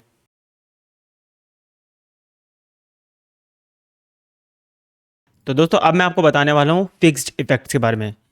फिक्स्ड इफेक्ट्स क्या होते हैं, चलिए अब इसको जान लेते हैं। बहुत ही ईजी हैं, जो ऑलरेडी हमारे को दिए होते हैं उन्हें फिक्स्ड इफेक्ट्स कहते हैं। उन्हें कहाँ से देख सकते हैं, जैसे मान लीजिए ये हमारी एक वीडियो क्लिप है। अब वीडियो क्लिप में जैसे आप क्लिक करेंगे तो यहाँ पर आपको इफेक्ट कंट्रोल के अंदर यहाँ पर ये फिक्स्ड इफेक्ट दिखेंगे। यहाँ पे कुछ 3-4 तरह के फिक्स्ड इफेक्ट होते हैं: मोशन, ओपेसिटी, टाइम रिवैपिंग और लूमेट्रिक कलर। लूमेट्रिक कलर नहीं होता एक्चुअली में, लूमेट्रिक कलर इसके अंदर मैंने इफेक्ट लगाया था, तो मैं इसका एट्रीब्यूट रिमूव कर देता हूँ यहाँ पर से, लूमेट्रिक कलर का ओके करते हैं। तो एक्चुअली में यहाँ पर 3 तरह के फिक्स्ड इफेक्ट होंगे जो आपको दिखेंगे। तो अब इसका काम क्या होता है, चलिए उसे जान लेते हैं। तो मैंने अपनी वीडियो क्लिप में क्लिक करा है, तो यहाँ पर हमारे को दिखता है मोशन। तो चलिए मोशन में देख लेते हैं क्या क्या हमारे को मिलता है। तो मैं इसको यहाँ पर एक्सपेंड करता हूँ। यहाँ पर आप देख सकते हैं पोजीशन मिलती है। अब पोजीशन का क्या क्या होता है, यहाँ पर से आप इसकी वीडियो की क्लिप की पोजीशन को यहाँ पर से लेफ़्ट या राइट चेंज कर सकते हैं। यहाँ पे वर्टिकल अप या डाउन या आप चेंज कर सकते हैं। तो एक्चुअली में पोजीशन का काम यही है, ठीक है। अब इसको यहाँ पर आपको एक और बटन दिख रहा है, इसे आप रीसेट कर सकते हैं, तो ये ऑटोमेटिकली जो डिफ़ॉल्ट होगी वहीं पर आ जाएगा। इसके बाद आपको यहाँ पर दूसरा ऑप्शन मिलता है स्केलिंग का। स्केलिंग का मतलब क्या है, जूम इन और जूम आउट ही है एक तरीके से, लेकिन इसका एक्चुअली मतलब है वीडियो की क्लिप को स्केल आउट करना, यानी कि आप इसे बड़ा कर सकते हैं और कम कर सकते हैं। एक्चुअली में वीडियो स्केल इन और स्केल आउट होती है, जो हमारे को जूम इन और जूम आउट जैसा लगती है, लेकिन ये वीडियो की क्लिप का साइज़ बड़ा होता है। देखिए चलिए देखते हैं। अब ये 100 है और मैं 100 को इसको बड़ा या छोटा कर सकते हैं क्लिप को, तो ये ऐसा लगता है कि जूम इन जूम आउट है, लेकिन ये जूम इन जूम आउट नहीं होता, ये वीडियो क्लिप बड़ी और छोटी होती है। इसके अलावा हम इसको एक्सपेंड करते हैं तो यहाँ पर हमारे को एक ड्रैगर भी दिख जाता है, ठीक है, स्लाइडर भी कह सकते हैं इससे। तो एक्चुअली में काम इसका क्या होता है, यहाँ पर से भी आप इसका छोटे या बड़ा कर सकते हैं। यहाँ पर आप इसे मैक्सिमम 200 तक कर सकते हैं, लेकिन ऐसा नहीं है कि आप 200 से ऊपर नहीं कर सकते हो। यहाँ पर अगर आप 300 भी करेंगे तो 300 भी हो जाएगा, ठीक है। तो यहाँ पर मैक्सिमम स्लाइडर में आपको 200 तक मिलती है, लेकिन यहाँ पर से आप नंबर के थ्रू जितना मर्जी कर सकते हैं। तो चलिए इसे रीसेट कर देते हैं। इसका काम मैंने आपको बता दिया। अब यहाँ पर आपको स्केल विड्थ भी दिखती है। यहाँ पर एक्चुअली में क्या है, अगर आप ये इंडिविजुअली करना चाहते हैं, अभी तो ये पूरा का पूरा बड़ा या छोटा हो रहा है ना, अगर आप इंडिविजुअली करना चाहते हैं तो आपको इसे अनचेक करना पड़ेगा। इसका मतलब क्या है, अब आप इसकी हाइट को एक तरीके से हाइट को एडजस्ट कर सकते हैं और विड्थ को एडजस्ट कर सकते हैं इंडिविजुअली, लेकिन मोस्टली ये बहुत बहुत ही रेयर केस में होता है, तो इसे करने की ज़रूरत नहीं है। आप इस पर क्लिक कर दीजिए, क्लिक करना रहे तो आप इस पर क्लिक करिए। इसके बाद एक और ऑप्शन आता है यहाँ पर रोटेशन का। रोटेशन में क्या है, क्लिप को आप रोटेट कर सकते हैं, जैसे भी आप कर रहे हैं रोटेट करना चाहें आप कर सकते हैं। इसके अलावा अगर आप नीचे देखें तो यहाँ पर आपको एक डायल मिल जाता है, आप डायल की मदद से भी इसे रोटेट कर सकते हैं, ठीक है। तो इसे मैं रीसेट कर देता हूँ। इसके अलावा यहाँ पर आपको एंकर पॉइंट मिलता है। अब एंकर पॉइंट का क्या मतलब है ये मैं आपको बताता हूँ। आपको ये लग रहा होगा ये लेफ़्ट या राइट मूव हो रही है जैसे कि पोजीशन में हो रहा था, एक्चुअली में ऐसा नहीं है। अब मैं आपको बताता हूँ एंकर पॉइंट का मतलब क्या है। अभी अगर मैं इसे रोटेट करता हूँ तो आप यहाँ पर देखेंगे बिल्कुल सेंटर से यहाँ कहीं से रोटेट हो रही है, ठीक है। अगर मैं इसके एंकर पॉइंट को यहाँ से चेंज कर देता हूँ, अब आप देखेंगे मैं रोटेट करता हूँ तो ये सेंटर से रोटेट नहीं हो रही, अब ये यहाँ कहीं से रोटेट हो रही है। तो एंकर पॉइंट एक्चुअली में इसके सेंटर को रोटेट करता है, जो भी सेंटर होता है उसको चेंज कर देता है और वहाँ से कोई भी चीज़ चेंज होती है। जैसे कि मान लीजिए मैं इसको ऊपर करता हूँ, ठीक है। अब इसको मैं इसके स्केल को बड़ा करता हूँ तो आप यहाँ पर देखेंगे इस जगह से ये जूम इन जूम आउट हो रहा है, इसका जो है सेंटर पॉइंट बदल जाता है। तो एंकर पॉइंट का मतलब सेंटर पॉइंट बदलना है, ठीक है। अब यहाँ पर एंटी फ्लिकर होता है। एंटी फ्लिकर का मतलब क्या है, जब कई बार क्या होता है हम वीडियो को गलत लाइट में शूट करते हैं, कम लाइट होती है या ज़्यादा लाइट होती है, तो वीडियो के अंदर एक लाइन लाइन सी आने लग जाती है, फ्लिकरिंग होने लग जाती है। तो आप इससे उससे इसकी मदद से उसे सही कर सकते हैं, लेकिन ये बहुत बहुत ही कम बार होगा कि आपकी फ्लिकरिंग पूरी तरीके से हट जाएगी। आपको ये ध्यान रखना पड़ता है वीडियो शूट के समय कि आपको आपकी वीडियो में फ्लिकरिंग नहीं आनी चाहिए। अगर फिर भी आ जाए तो बहुत कम चांसेस होते हैं कि वो फ्लिकरिंग हटती है, ठीक है। तो आपको उसमें पहले से ही ध्यान में रखना पड़ता है। चलिए बात करते हैं ओपेसिटी की। ओपेसिटी का मतलब तो आपको पता ही होगा। इसके बाद इसके अंदर आपको ये ऑप्शन मिलता है जो हमने पहले यहाँ पर डिस्कस कर चुके हैं ऑलरेडी, यही टूल है वो मास्किंग के अंदर। इसके बाद हम ओपेसिटी को देखते हैं, इसकी ट्रांसपेरेंसी को कम या ज़्यादा कर सकते हैं। अगर मैं इसको यहाँ पर से इसको ऊपर कर देते हैं, इसकी एक क्लिप को मैं यहाँ पर ले आता हूँ, तो हम इसकी ट्रांसपेरेंसी को कम करेंगे तो आप नीचे वाली क्लिप देख सकते हैं। तो ट्रांसपेरेंसी का मतलब यही होता है एक्चुअली में, ठीक है। इसके बाद यहाँ पर ब्लेंडिंग मोड आ जाता है। अभी आपको पता होगा कि मैंने इसके ऊपर एक ब्लू कलर की कलर लगाया हुआ है, ठीक है। अगर मैं इसे हाइड करूँ एडजस्टमेंट लेयर को, तो यहाँ पर देखेंगे ऑरेंज हो जाता है ना, तो इसके अंदर एक कलर लग चुका है। तो इसको हम ब्लेंड कर सकते हैं स्क्रीन पर, या आप कोई भी ब्लेंड कर सकते हैं। अगर आप फोटोशॉप करा होगा आपने, तो आपको ये पता होगा कि आप ब्लेंडिंग का मतलब क्या होता है। तो ब्लेंडिंग का एक्चुअली में यही मतलब होता है। इसका एक बहुत अलग से टॉपिक बन सकता है। तो चलिए अब आगे देखते हैं। इसके बाद टाइम रीमैपिंग है। टाइम रीमैपिंग में भी एक पूरी की पूरी एक सीरीज़ बन सकती है, उसको समझाना काफ़ी बड़ा है, तो अभी फ़िलहाल के लिए हम इसे स्किप कर देते हैं। बेसिक में नहीं आता है टाइम रीमैपिंग। तो चलिए अब जानते हैं ऑडियो के इफ़ेक्ट। हमने वीडियो के क्लिप के इफ़ेक्ट तो पूरे जान लिए। अब चलिए जानते हैं ऑडियो के इफ़ेक्ट। तो मैं इस पर क्लिक करता हूँ। अब ऑडियो के अपने अलग इफ़ेक्ट्स हैं, फिक्स्ड इफ़ेक्ट हैं। इसकी मदद से आप जो है वॉल्यूम के अंदर आप इसकी वॉल्यूम को बढ़ा या कम कर सकते हैं। तो यहाँ पर से आप वॉल्यूम को बढ़ा या कम कर सकते हैं, यहाँ से आप रीसेट कर सकते हैं। इसके बाद आपको यहाँ पर चैनल वॉल्यूम मिल जाती है, यानी कि अगर यहाँ पर 2 चैनल हैं, हर ऑडियो के 2 चैनल्स होते हैं, लेफ़्ट चैनल और राइट चैनल। जैसे कि मैं आपको बता चुका हूँ, ये स्टीरियो साउंड है, यहाँ पर लेफ़्ट चैनल और राइट चैनल है। इसमें आप लेफ़्ट चैनल और राइट चैनल को इंडिविजुअली इसकी बढ़ा सकते हो, वॉल्यूम को कम या ज़्यादा कर सकते हो। तो एक्चुअली में यही है। अब यहाँ पर पैनर है। पैनर का मतलब क्या होता है, अगर मान लीजिए यहाँ पर एक बंदा बैठा है और यहाँ पर एक बंदा बैठा है, तो आप पैनर की मदद से यहाँ लेफ़्ट या राइट कर सकते हैं। यहाँ पर अगर करेंगे तो लेफ़्ट वाले बंदे की आवाज़ ज़्यादा आएगी, यहाँ करेंगे तो राइट वाले बंदे की आवाज़ ज़्यादा आएगी। तो एक्चुअली में ये लाइव स्ट्रीम में होता है या मोस्टली ऐसी वीडियो में होता है जिसके अंदर 2 बंदे बैठे होते हैं और एडिट करना पड़ता है आपको लेफ़्ट या राइट। तो ये एक्चुअली में ज़्यादा में काम नहीं आता, तो इसको हम रीसेट कर सकते हैं। तो इसको हटा दो, ठीक है। तो ये था फिक्स्ड इफेक्ट के बारे में, मैंने आपको बता दिया ऑडियो और वीडियो के अंदर कौन कौन से फिक्स्ड इफेक्ट होते हैं, जो कि बेसिक मैंने आपको पूरी तरह से बता दिया है।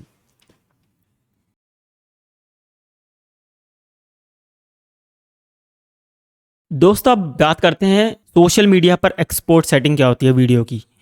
बहुत इंपॉर्टेंट लेक्चर है ये, बहुत इंपॉर्टेंट वीडियोस है, तो इसको ध्यान से सुनिए। अगर हम YouTube पर अपनी वीडियो डालते हैं तो YouTube की वीडियो हॉरिजॉन्टल होती है। आप जानते हो YouTube की वीडियो हम हॉरिजॉन्टल देखते हैं। शॉर्ट्स वीडियो की बात नहीं कर रहा मैं, नॉर्मल वीडियो की बात कर रहा हूँ, वो हॉरिजॉन्टल होती है।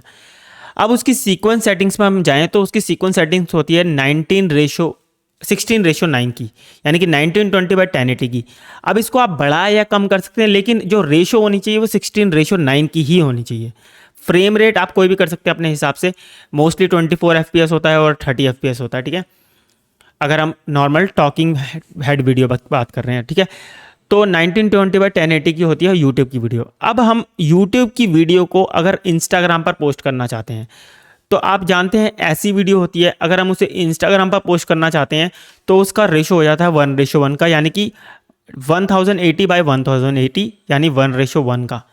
अब आप देखेंगे कि ऐसी होती है इंस्टाग्राम की नॉर्मल पोस्ट, ऐसी होती है, जो हम नॉर्मल पोस्ट देखते हैं वो ऐसी होती है।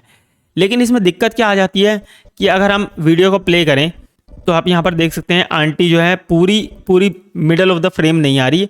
हम सोफ़ा देख रहे हैं, आंटी का कुछ पता नहीं चल रहा, तो वीडियो का पोस्ट डालने का कोई फ़ायदा नहीं होगा।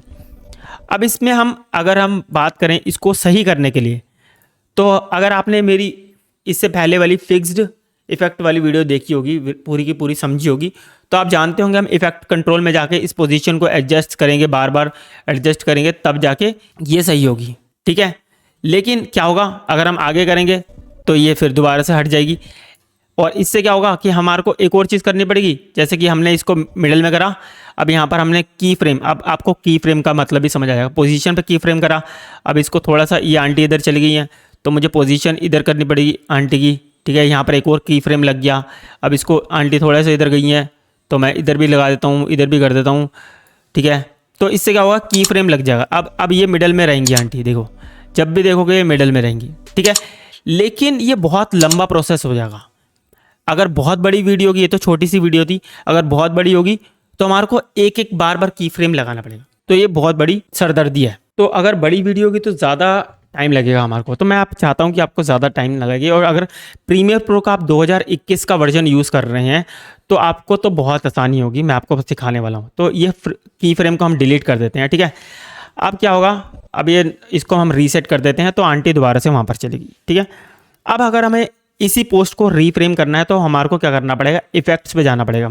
यहाँ पर आपको इफेक्ट दिख रहा है, अगर इफेक्ट्स नहीं दिख रहा है तो कहाँ पर जाना है, अपने विंडोज़ पे जाना है और इसे इफेक्ट्स को इनेबल कर देना है यहाँ से, ठीक है, अगर आपको इफेक्ट्स नहीं दिख रहा है तो।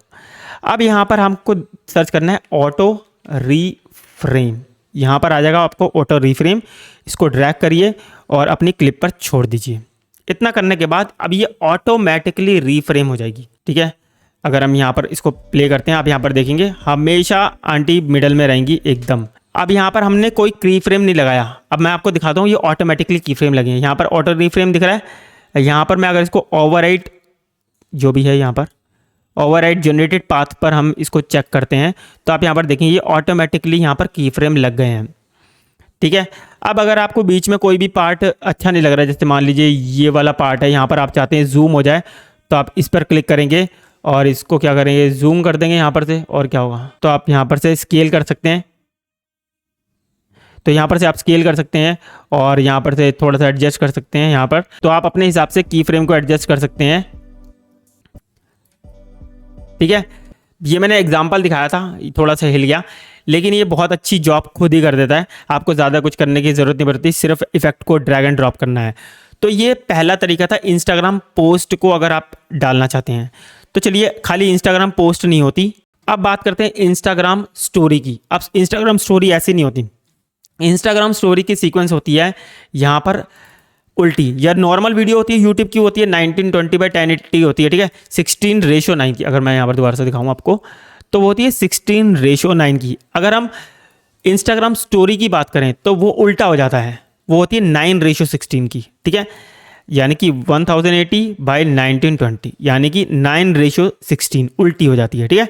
अब इसको ओके करते हैं और इसको ओके कर देते हैं। अब देखिए इंस्टाग्राम स्टोरी ऐसी होती है, लेकिन कई बार क्या होता है हमारी वीडियो इतनी बड़ी नहीं दिखती। अभी मैं आपको दिखाता हूँ, पहले इसको ऑटो रीफ्रेम को यहाँ से डिलीट कर देता हूँ और इसको मैं यहाँ पर से डिलीट कर देता हूँ, ठीक है। अब मैं आपको दिखाता हूँ इंस्टाग्राम की जो स्टोरी होती है ना, कभी कभार हमारे को क्या होता है, अगर मैं इसको छोटा कर देता हूँ, कभी कभार हमारे को ऐसी वीडियो दिखती है कि अगर हम इंस्टाग्राम की स्टोरी बनाना चाहते हैं तो हमारे को ऐसी वीडियो दिखती है, ऊपर ब्लैक दिख रहा होता है, नीचे ब्लैक दिख रहा होता है। लेकिन अगर मैं आपको यहाँ पर दिखाऊँ, ठीक है, अब मैं अगर इसको दिखाऊँ आपको तो यहाँ पर अभी तो आपको अच्छी लग रही है, ठीक लग रही है, लेकिन इंस्टाग्राम की मतलब मोबाइल की जो होती है स्क्रीन बहुत छोटी होती है तो वहाँ पर अच्छा नहीं लगता, ये ब्लैक ब्लैक बहुत ज़्यादा दिखता है। तो इसका ही ज़बरदस्त तरीका है, आप ऑटो रीफ्रेम यहाँ पर भी हम करके दिखाएंगे। मैं आपको करता हूँ ऑटो रीफ्रेम, मैं यहाँ पर ड्रैग एंड ड्रॉप करता हूँ, तो आप यहाँ पर देखेंगे कुछ भी नहीं करना पड़ा, हमें सिर्फ ड्रैग एंड ड्रॉप करना पड़ा, ऑटोमेटिकली हमारी स्टोरी बनकर तैयार हो गई है, देखो, और सारे के सारे की फ्रेम ऑटोमेटिकली लग गए हैं यहाँ पर।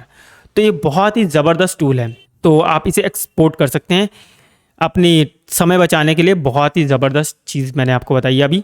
तो इसी बात पे वीडियो को लाइक कर देना, वीडियो को शेयर कर देना, और चैनल को सब्सक्राइब नहीं किया तो चैनल को सब्सक्राइब कर देना और बेल आइकन को जरूर दबाना। तो दोस्तों अब बात करते हैं इसे एक्सपोर्ट कैसे करा जाए। चाहे आप इंस्टाग्राम की पोस्ट बना रहे हो या फिर इंस्टाग्राम की स्टोरी बना रहे हो, तो इसको एक्सपोर्ट कैसे करा जाए, बहुत ही सिंपल है। आपको फाइल पर जाना है और यहाँ पर एक्सपोर्ट पर जाना है और मीडिया पर आपने क्लिक करना है। अभी मैं आपको सिर्फ ऐसे ही बता रहा हूँ, अभी आने वाली वीडियो में मैं इसको बताऊंगा आपको, प्रॉपर एक्सपोर्ट के बारे में हम जानेंगे, एक्सपोर्ट सेटिंग्स के बारे में जानेंगे। अभी फिलहाल आप समझिए कि यहाँ पर मैच सीक्वेंस सेटिंग्स पर आप जैसे क्लिक करेंगे, आपको कुछ नहीं करना, सिंपली आपको एक्सपोर्ट पर क्लिक कर देना है, ठीक है, आपको ज़्यादा कुछ नहीं करना। तो दोस्तों ये थी सोशल मीडिया एक्सपोर्ट के बारे में, मैंने आपको डिटेल में बताया। तो अब मिलते हैं अगली वीडियो में।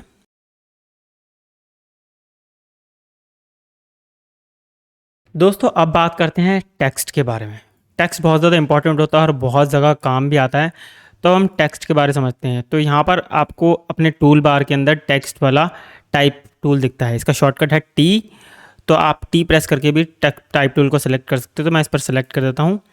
इसके बाद आपको यहाँ पर कोई टेक्स्ट लिखना है, तो आपको यहाँ पर देखेंगे आप कर्सर, देखिए आप एक अलग सा कर्सर बन गया है, तो आपको सेलेक्ट करना है जहाँ पर भी आप टेक्स्ट लिखना चाह रहे हैं। तो मैं यहाँ पर टेक्स्ट लिखना चाहता हूँ, तो मैंने इसे सेलेक्ट कर लिया।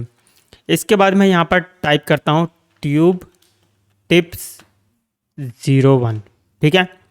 अब ये हमारा टेक्स्ट यहाँ पर लिख चुका है। इसके साथ साथ आप यहाँ पर देखेंगे हमारे इफ़ेक्ट कंट्रोल के अंदर यहाँ पर टेक्स्ट का एक अलग से इफ़ेक्ट आ गया है।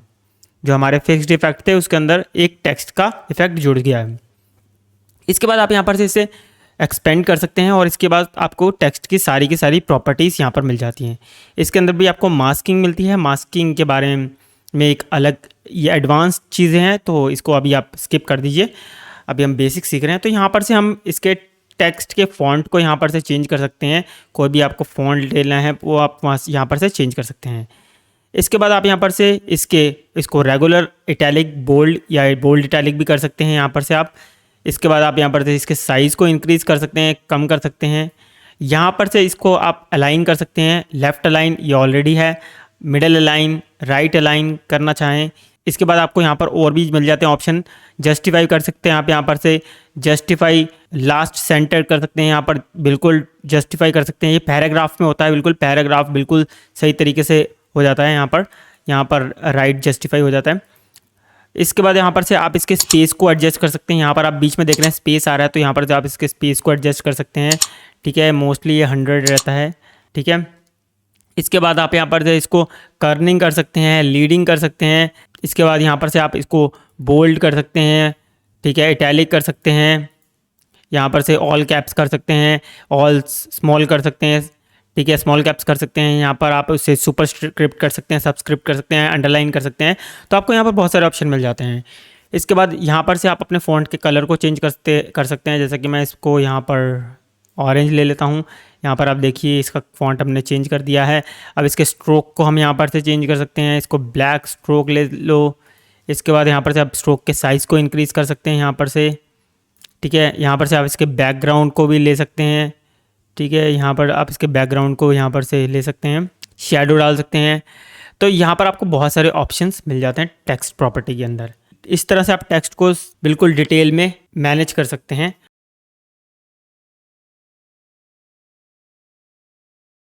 दोस्तों अब बात करते हैं एक्सपोर्टिंग की। तो सबसे पहले हम जानते हैं कि हम एक स्टिल इमेज को, ठीक है, इमेज को कैसे एक्सपोर्ट कर सकते हैं। उसके दो तरीके हैं। पहला तरीका तो ये है कि अगर मैं अपनी क्लिप को यहाँ पर से इतना फुल करता हूँ और मैं स्क्रीनशॉट लेता हूँ, उसे फ़ोटोशॉप या फिर पेंट में डालता हूँ, उसमें एडिट करता हूँ और फिर मैं अपने कंप्यूटर में उसको एक्सपोर्ट कर सकता हूँ। तो ये काफ़ी बहुत ही बड़ा प्रोसेस है और मैं आपको कभी भी सजेस्ट नहीं करूँगा इसमें ना। एक तो आप ऑर्गेनाइज सही से नहीं कर पाएंगे और ऊपर से क्वालिटी भी बेकार हो जाती है फ़ोटो की, क्योंकि ना आपका जो मॉनिटर का साइज़ वो अलग होगा, आप जो है स्क्रीनशॉट लोगे वो आपका अलग होगा, तो इससे दिक्कत हो जाती है और बहुत ज़्यादा बेकार हो जाती है क्वालिटी। तो सबसे अच्छा तरीका रहता है स्टिल फ्रेम को स्क्रीनशॉट लेने का, वो है एक्सपोर्ट फ्रेम, यानी कि इसका शॉर्टकट है Ctrl+Shift+E। ठीक है, अगर आपको ये कैमरे वाला ऑप्शन नहीं दिख रहा तो आप यहाँ प्लस पे क्लिक करें और यहाँ पर भी आपको कैमरे वाला ऑप्शन दिख जाता है। इसे ड्रैग करेंगे तो आपको ये कैमरे वाला ऑप्शन दिख जाएगा। अब एक्सपोर्ट करने के लिए आपने सिंपली इस पर क्लिक करना है और फिर आपको यहाँ पर अपने स्टिल फ्रेम का जो है इमेज का नाम देना है। कोई भी आप नाम दे सकते हैं अपनी मर्जी से। यहाँ पर से आपको फॉर्मेट मिल जाती है। आप यहाँ पर फॉर्मेट सेलेक्ट कर सकते हैं, BMP सेलेक्ट कर सकते हैं, GIF, JPG, PNG, TIFF कर सकते हैं। तो आप यहाँ पर JPG सेलेक्ट कर लीजिए। अगर आपका नॉन कॉम्प्रेस करना चाहते हैं, यानी कि आपका रॉ में वीडियो आप डाल रहे हैं, बहुत ज़्यादा हाई क्वालिटी की वीडियो, तो आपको मैं सजेस्ट करूँगा PNG और TIFF लें, वरना आप JPG भी कर सकते हैं। इससे थोड़ा सा कंप्रेस हो जाती है फ़ोटो, तो मैं JPG लूँगा। यहाँ पर से आप इसके पाथ को चेंज कर सकते हैं। आपको यहाँ पर ब्राउज़ का ऑप्शन दिखता है, आप यहाँ ब्राउज़ पर जाके इसको सिलेक्ट कर सकते हैं और इसे वहाँ पर अपनी जगह पर सेव कर सकते हैं। इसके अलावा आपको यहाँ पर एक और ऑप्शन दिख रहा है, इम्पोर्ट टू प्रोजेक्ट।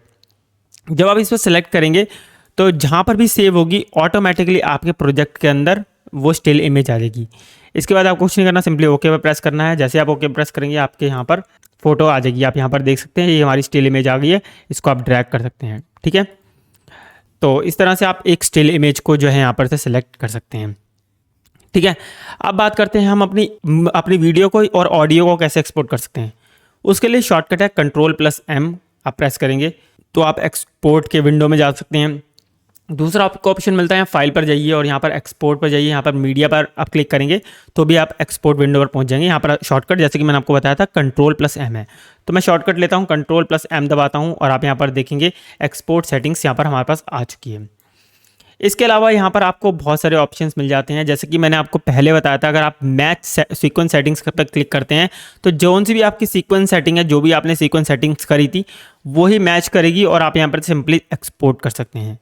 दूसरा, अगर आप कस्टम करना चाहते हैं, जो कि मैं आपको बताने वाला हूँ, वो आप कस्टम कर सकते हैं। आप यहाँ पर से फॉर्मेट को चेंज कर सकते हैं।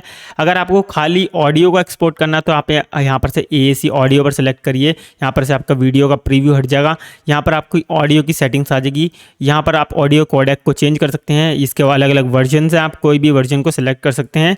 ठीक है, यहाँ पर से आप इसके सैम्पल रेट को चेंज कर सकते हैं। यहाँ पर चैनल कर सकते हैं, मोनो, स्टीरियो, 5.1। ठीक है, इसके अलावा यहाँ पर से आप ऑडियो क्वालिटी को चेंज कर सकते हैं। बिट रेट सेटिंग्स कर सकते हैं आप 320, 128, 160 अलग अलग आपको मिल जाती हैं। एडवांस सेटिंग्स में आप सैम्पल रेट या बिट रेट में सेलेक्ट कर सकते हैं, तो मैं बिट रेट आपको सजेस्ट दूंगा। तो इस तरह से आप खाली ऑडियो का एक्सपोर्ट करना चाहते हैं तो आप यहाँ पर से एक्सपोर्ट कर सकते हैं, लेकिन ये कंप्रेस ऑडियो सेलेक्ट होगी। लेकिन इसके बाद आपको यहाँ पर और भी ऑप्शन मिल जाते हैं। वेव फॉर्म, जो कि बिल्कुल एग्जैक्ट अनकम्प्रेस ऑडियो आप सेलेक्ट कर सकते हैं। इसके बाद आपको यहाँ पर से प्रीसेट भी मिल जाते हैं इसके अलग अलग। ऐसे ही वेव फॉर्म की भी आपको प्रीसेट्स अलग अलग मिल जाएंगे। ठीक है, एक ही प्रीसेट है इसके अंदर फिलहाल तो, और यहाँ पर से इसकी सेटिंग्स आप चेंज कर सकते हैं। ये अनकम्प्रेस्ड होगी और भी आपको इसके अलग ऑप्शन मिल जाएंगे। तो हमें अपनी पूरी वीडियो को एक्सपोर्ट करना है, उसके लिए आप यहाँ पर से सिलेक्ट करिए। तो यहाँ पर आपको ऑप्शन मिल जाता है AVI का। अगर आप अनकम्प्रेस्ड करना चाहते हैं, कोई भी वीडियो में कुछ भी कंप्रेस नहीं करना चाहते, तो आप इसको सेलेक्ट कर सकते हैं। यहाँ पर से आपको इसके प्रीसेट मिल जाते हैं। ठीक है, इसके अलावा यहाँ पर से आपको मिल जाता है, यहाँ पर आपको AVI अनकम्प्रेस्ड मिल जाती है। ठीक है, इसके बाद यहाँ पर आपको H.264 जो कि बहुत ही फेमस है, H.264 कोडेक। इसके बाद आप H.264 ब्लू-रे भी कर सकते हैं। ठीक है, अगर आप इसमें अपने प्रीमियर प्रो में वीडियो को एडिट करना चाहते हैं और अपने इसको कलर ग्रेड करना है DaVinci Resolve में, ठीक है, तो आप इसे एप्पल ProRes में कर सकते हैं, या फिर आप इसमें क्विक टाइम में करके मूवी में कन्वर्ट करके आप DaVinci Resolve में ले जाके इसको कलर ग्रेड कर सकते हैं, कलर करेक्ट कर सकते हैं। ठीक है, तो हम चलते हैं, जो मोस्ट फेमस है वो है H.264, जो कि हम सोशल मीडिया में अगर एक्सपोर्ट करना चाहते हैं तो इस पर क्लिक करिए और यहाँ पर H.264 की जो है सेटिंग्स यहाँ पर आ जाएगी। इसके अलावा यहाँ पर आपको प्रीसेट मिल जाता है match source high bit rate, यानी कि जो भी आपका सीक्वेंस है, जो भी आपने सेटिंग्स ऑलरेडी कर रखी है उसी से मैच करेगा और हाई बिट रेट में आपको आप एक्सपोर्ट कर सकते हैं। इसके अलावा आपको यहाँ पर मिल जाते हैं हाई क्वालिटी में आप कर सकते हैं, 1080p में और 4K में कर सकते हैं। यहाँ पर आपको और भी ऑप्शन मिल जाते हैं, मोबाइल के लिए मिल जाते हैं, VR के लिए मिल जाते हैं, तो यहाँ पर आप इसी पर रहने दीजिए। इसके अलावा आप यहाँ पर से नीचे एक और चीज़ कर सकते हैं, यहाँ पर basic video editing, basic video settings है। यहाँ पर आपको ऑलरेडी ये ऑप्शन नहीं दिखेंगे, आपको सेलेक्ट करना पड़ेगा। मैच सोर्स पर आप सेलेक्ट करिए, तो यहाँ पर आपका कस्टम हो जाएगा और यहाँ पर आप इसकी विड्थ और हाइट को यहाँ पर से चेंज कर सकते हैं। जैसे कि आप इसे अनचेक करेंगे, ये ऑलरेडी लिंक है। अगर आप यहाँ पर से इसकी इंडिविजुअली विड्थ और हाइट को चेंज करना चाहते हैं, आप यहाँ पर से कर सकते हैं, लेकिन मैं आपको सजेस्ट करूँगा ऐसा मत करिए। ठीक है, इसको चेक रहने दीजिए। इसके अलावा आप यहाँ पर नीचे से इसके फ्रेम रेट को चेंज कर सकते हैं। अगर आप चाहते हैं इसे 24 FPS में या 60 FPS में एक्सपोर्ट करना, तो आप यहाँ पर से कर सकते हैं। ठीक है, इसके बाद आप यहाँ पर से एस्पेक्ट रेशियो को चेंज कर सकते हैं यहाँ पर से। ठीक है, तो इसको स्क्वायर पिक्सल ही रहने दीजिए। इसके अलावा आप यहाँ पर रेंडर एट मैक्सिमम डेप्थ पर जरूर क्लिक करिए। अगर आपके PC के अंदर या लैपटॉप के अंदर GPU है, ग्राफिक कार्ड है, तो आपको यहाँ पर ऑप्शन मिल जाता है हार्डवेयर एनकोडिंग का और एक सॉफ्टवेयर एनकोडिंग का। अगर आपके पास कंप्यूटर में, मॉनिटर में या लैपटॉप में हार्डवेयर GPU नहीं है, ग्राफिक कार्ड नहीं है, तो आपको खाली सॉफ्टवेयर एनकोडिंग का ऑप्शन मिलेगा। अगर आपके पास दोनों है तो आप हार्डवेयर एनकोडिंग का सिलेक्ट करिए। इसके बाद आप यहाँ पर से नीचे आइए, यहाँ पर आपको ऑप्शन मिल जाता है बिट रेट सेटिंग का। आप यहाँ पर कंसिस्टेंट बिट रेट कर सकते हैं, सेटिंग सेलेक्ट करिए। और यहाँ पर अगर आप सोशल मीडिया में, यूट्यूब में, फेसबुक पे करना चाहते हैं, तो यहाँ पर आप इसको मैक्सिमम 20 पे ज़रूर करिए, 20 या 25 के बीच में ज़रूर करिए। इसके बाद आप यहाँ पर से इसको यूज़ मैक्सिमम रेंडर क्वालिटी पे आप चेक ज़रूर करिए। लेकिन अगर आप यहाँ पर से टारगेट बिट रेट को आप बढ़ाते रहेंगे तो आपको यहाँ पर ना एस्टिमेटेड फाइल साइज़ बढ़ जाएगी आपको। तो यहाँ पर आप ये ध्यान रखिए, इसे अगर आप सोशल मीडिया में करना चाहते हैं तो 20 से 25 के बीच में रखिए। ठीक है, ज़्यादा आपको कुछ सेटिंग्स नहीं करनी है, एक्सपोर्ट सेटिंग इतनी काफ़ी है और आप इसे एक्सपोर्ट कर दीजिए। तो इतनी है एक्सपोर्ट की सेटिंग्स।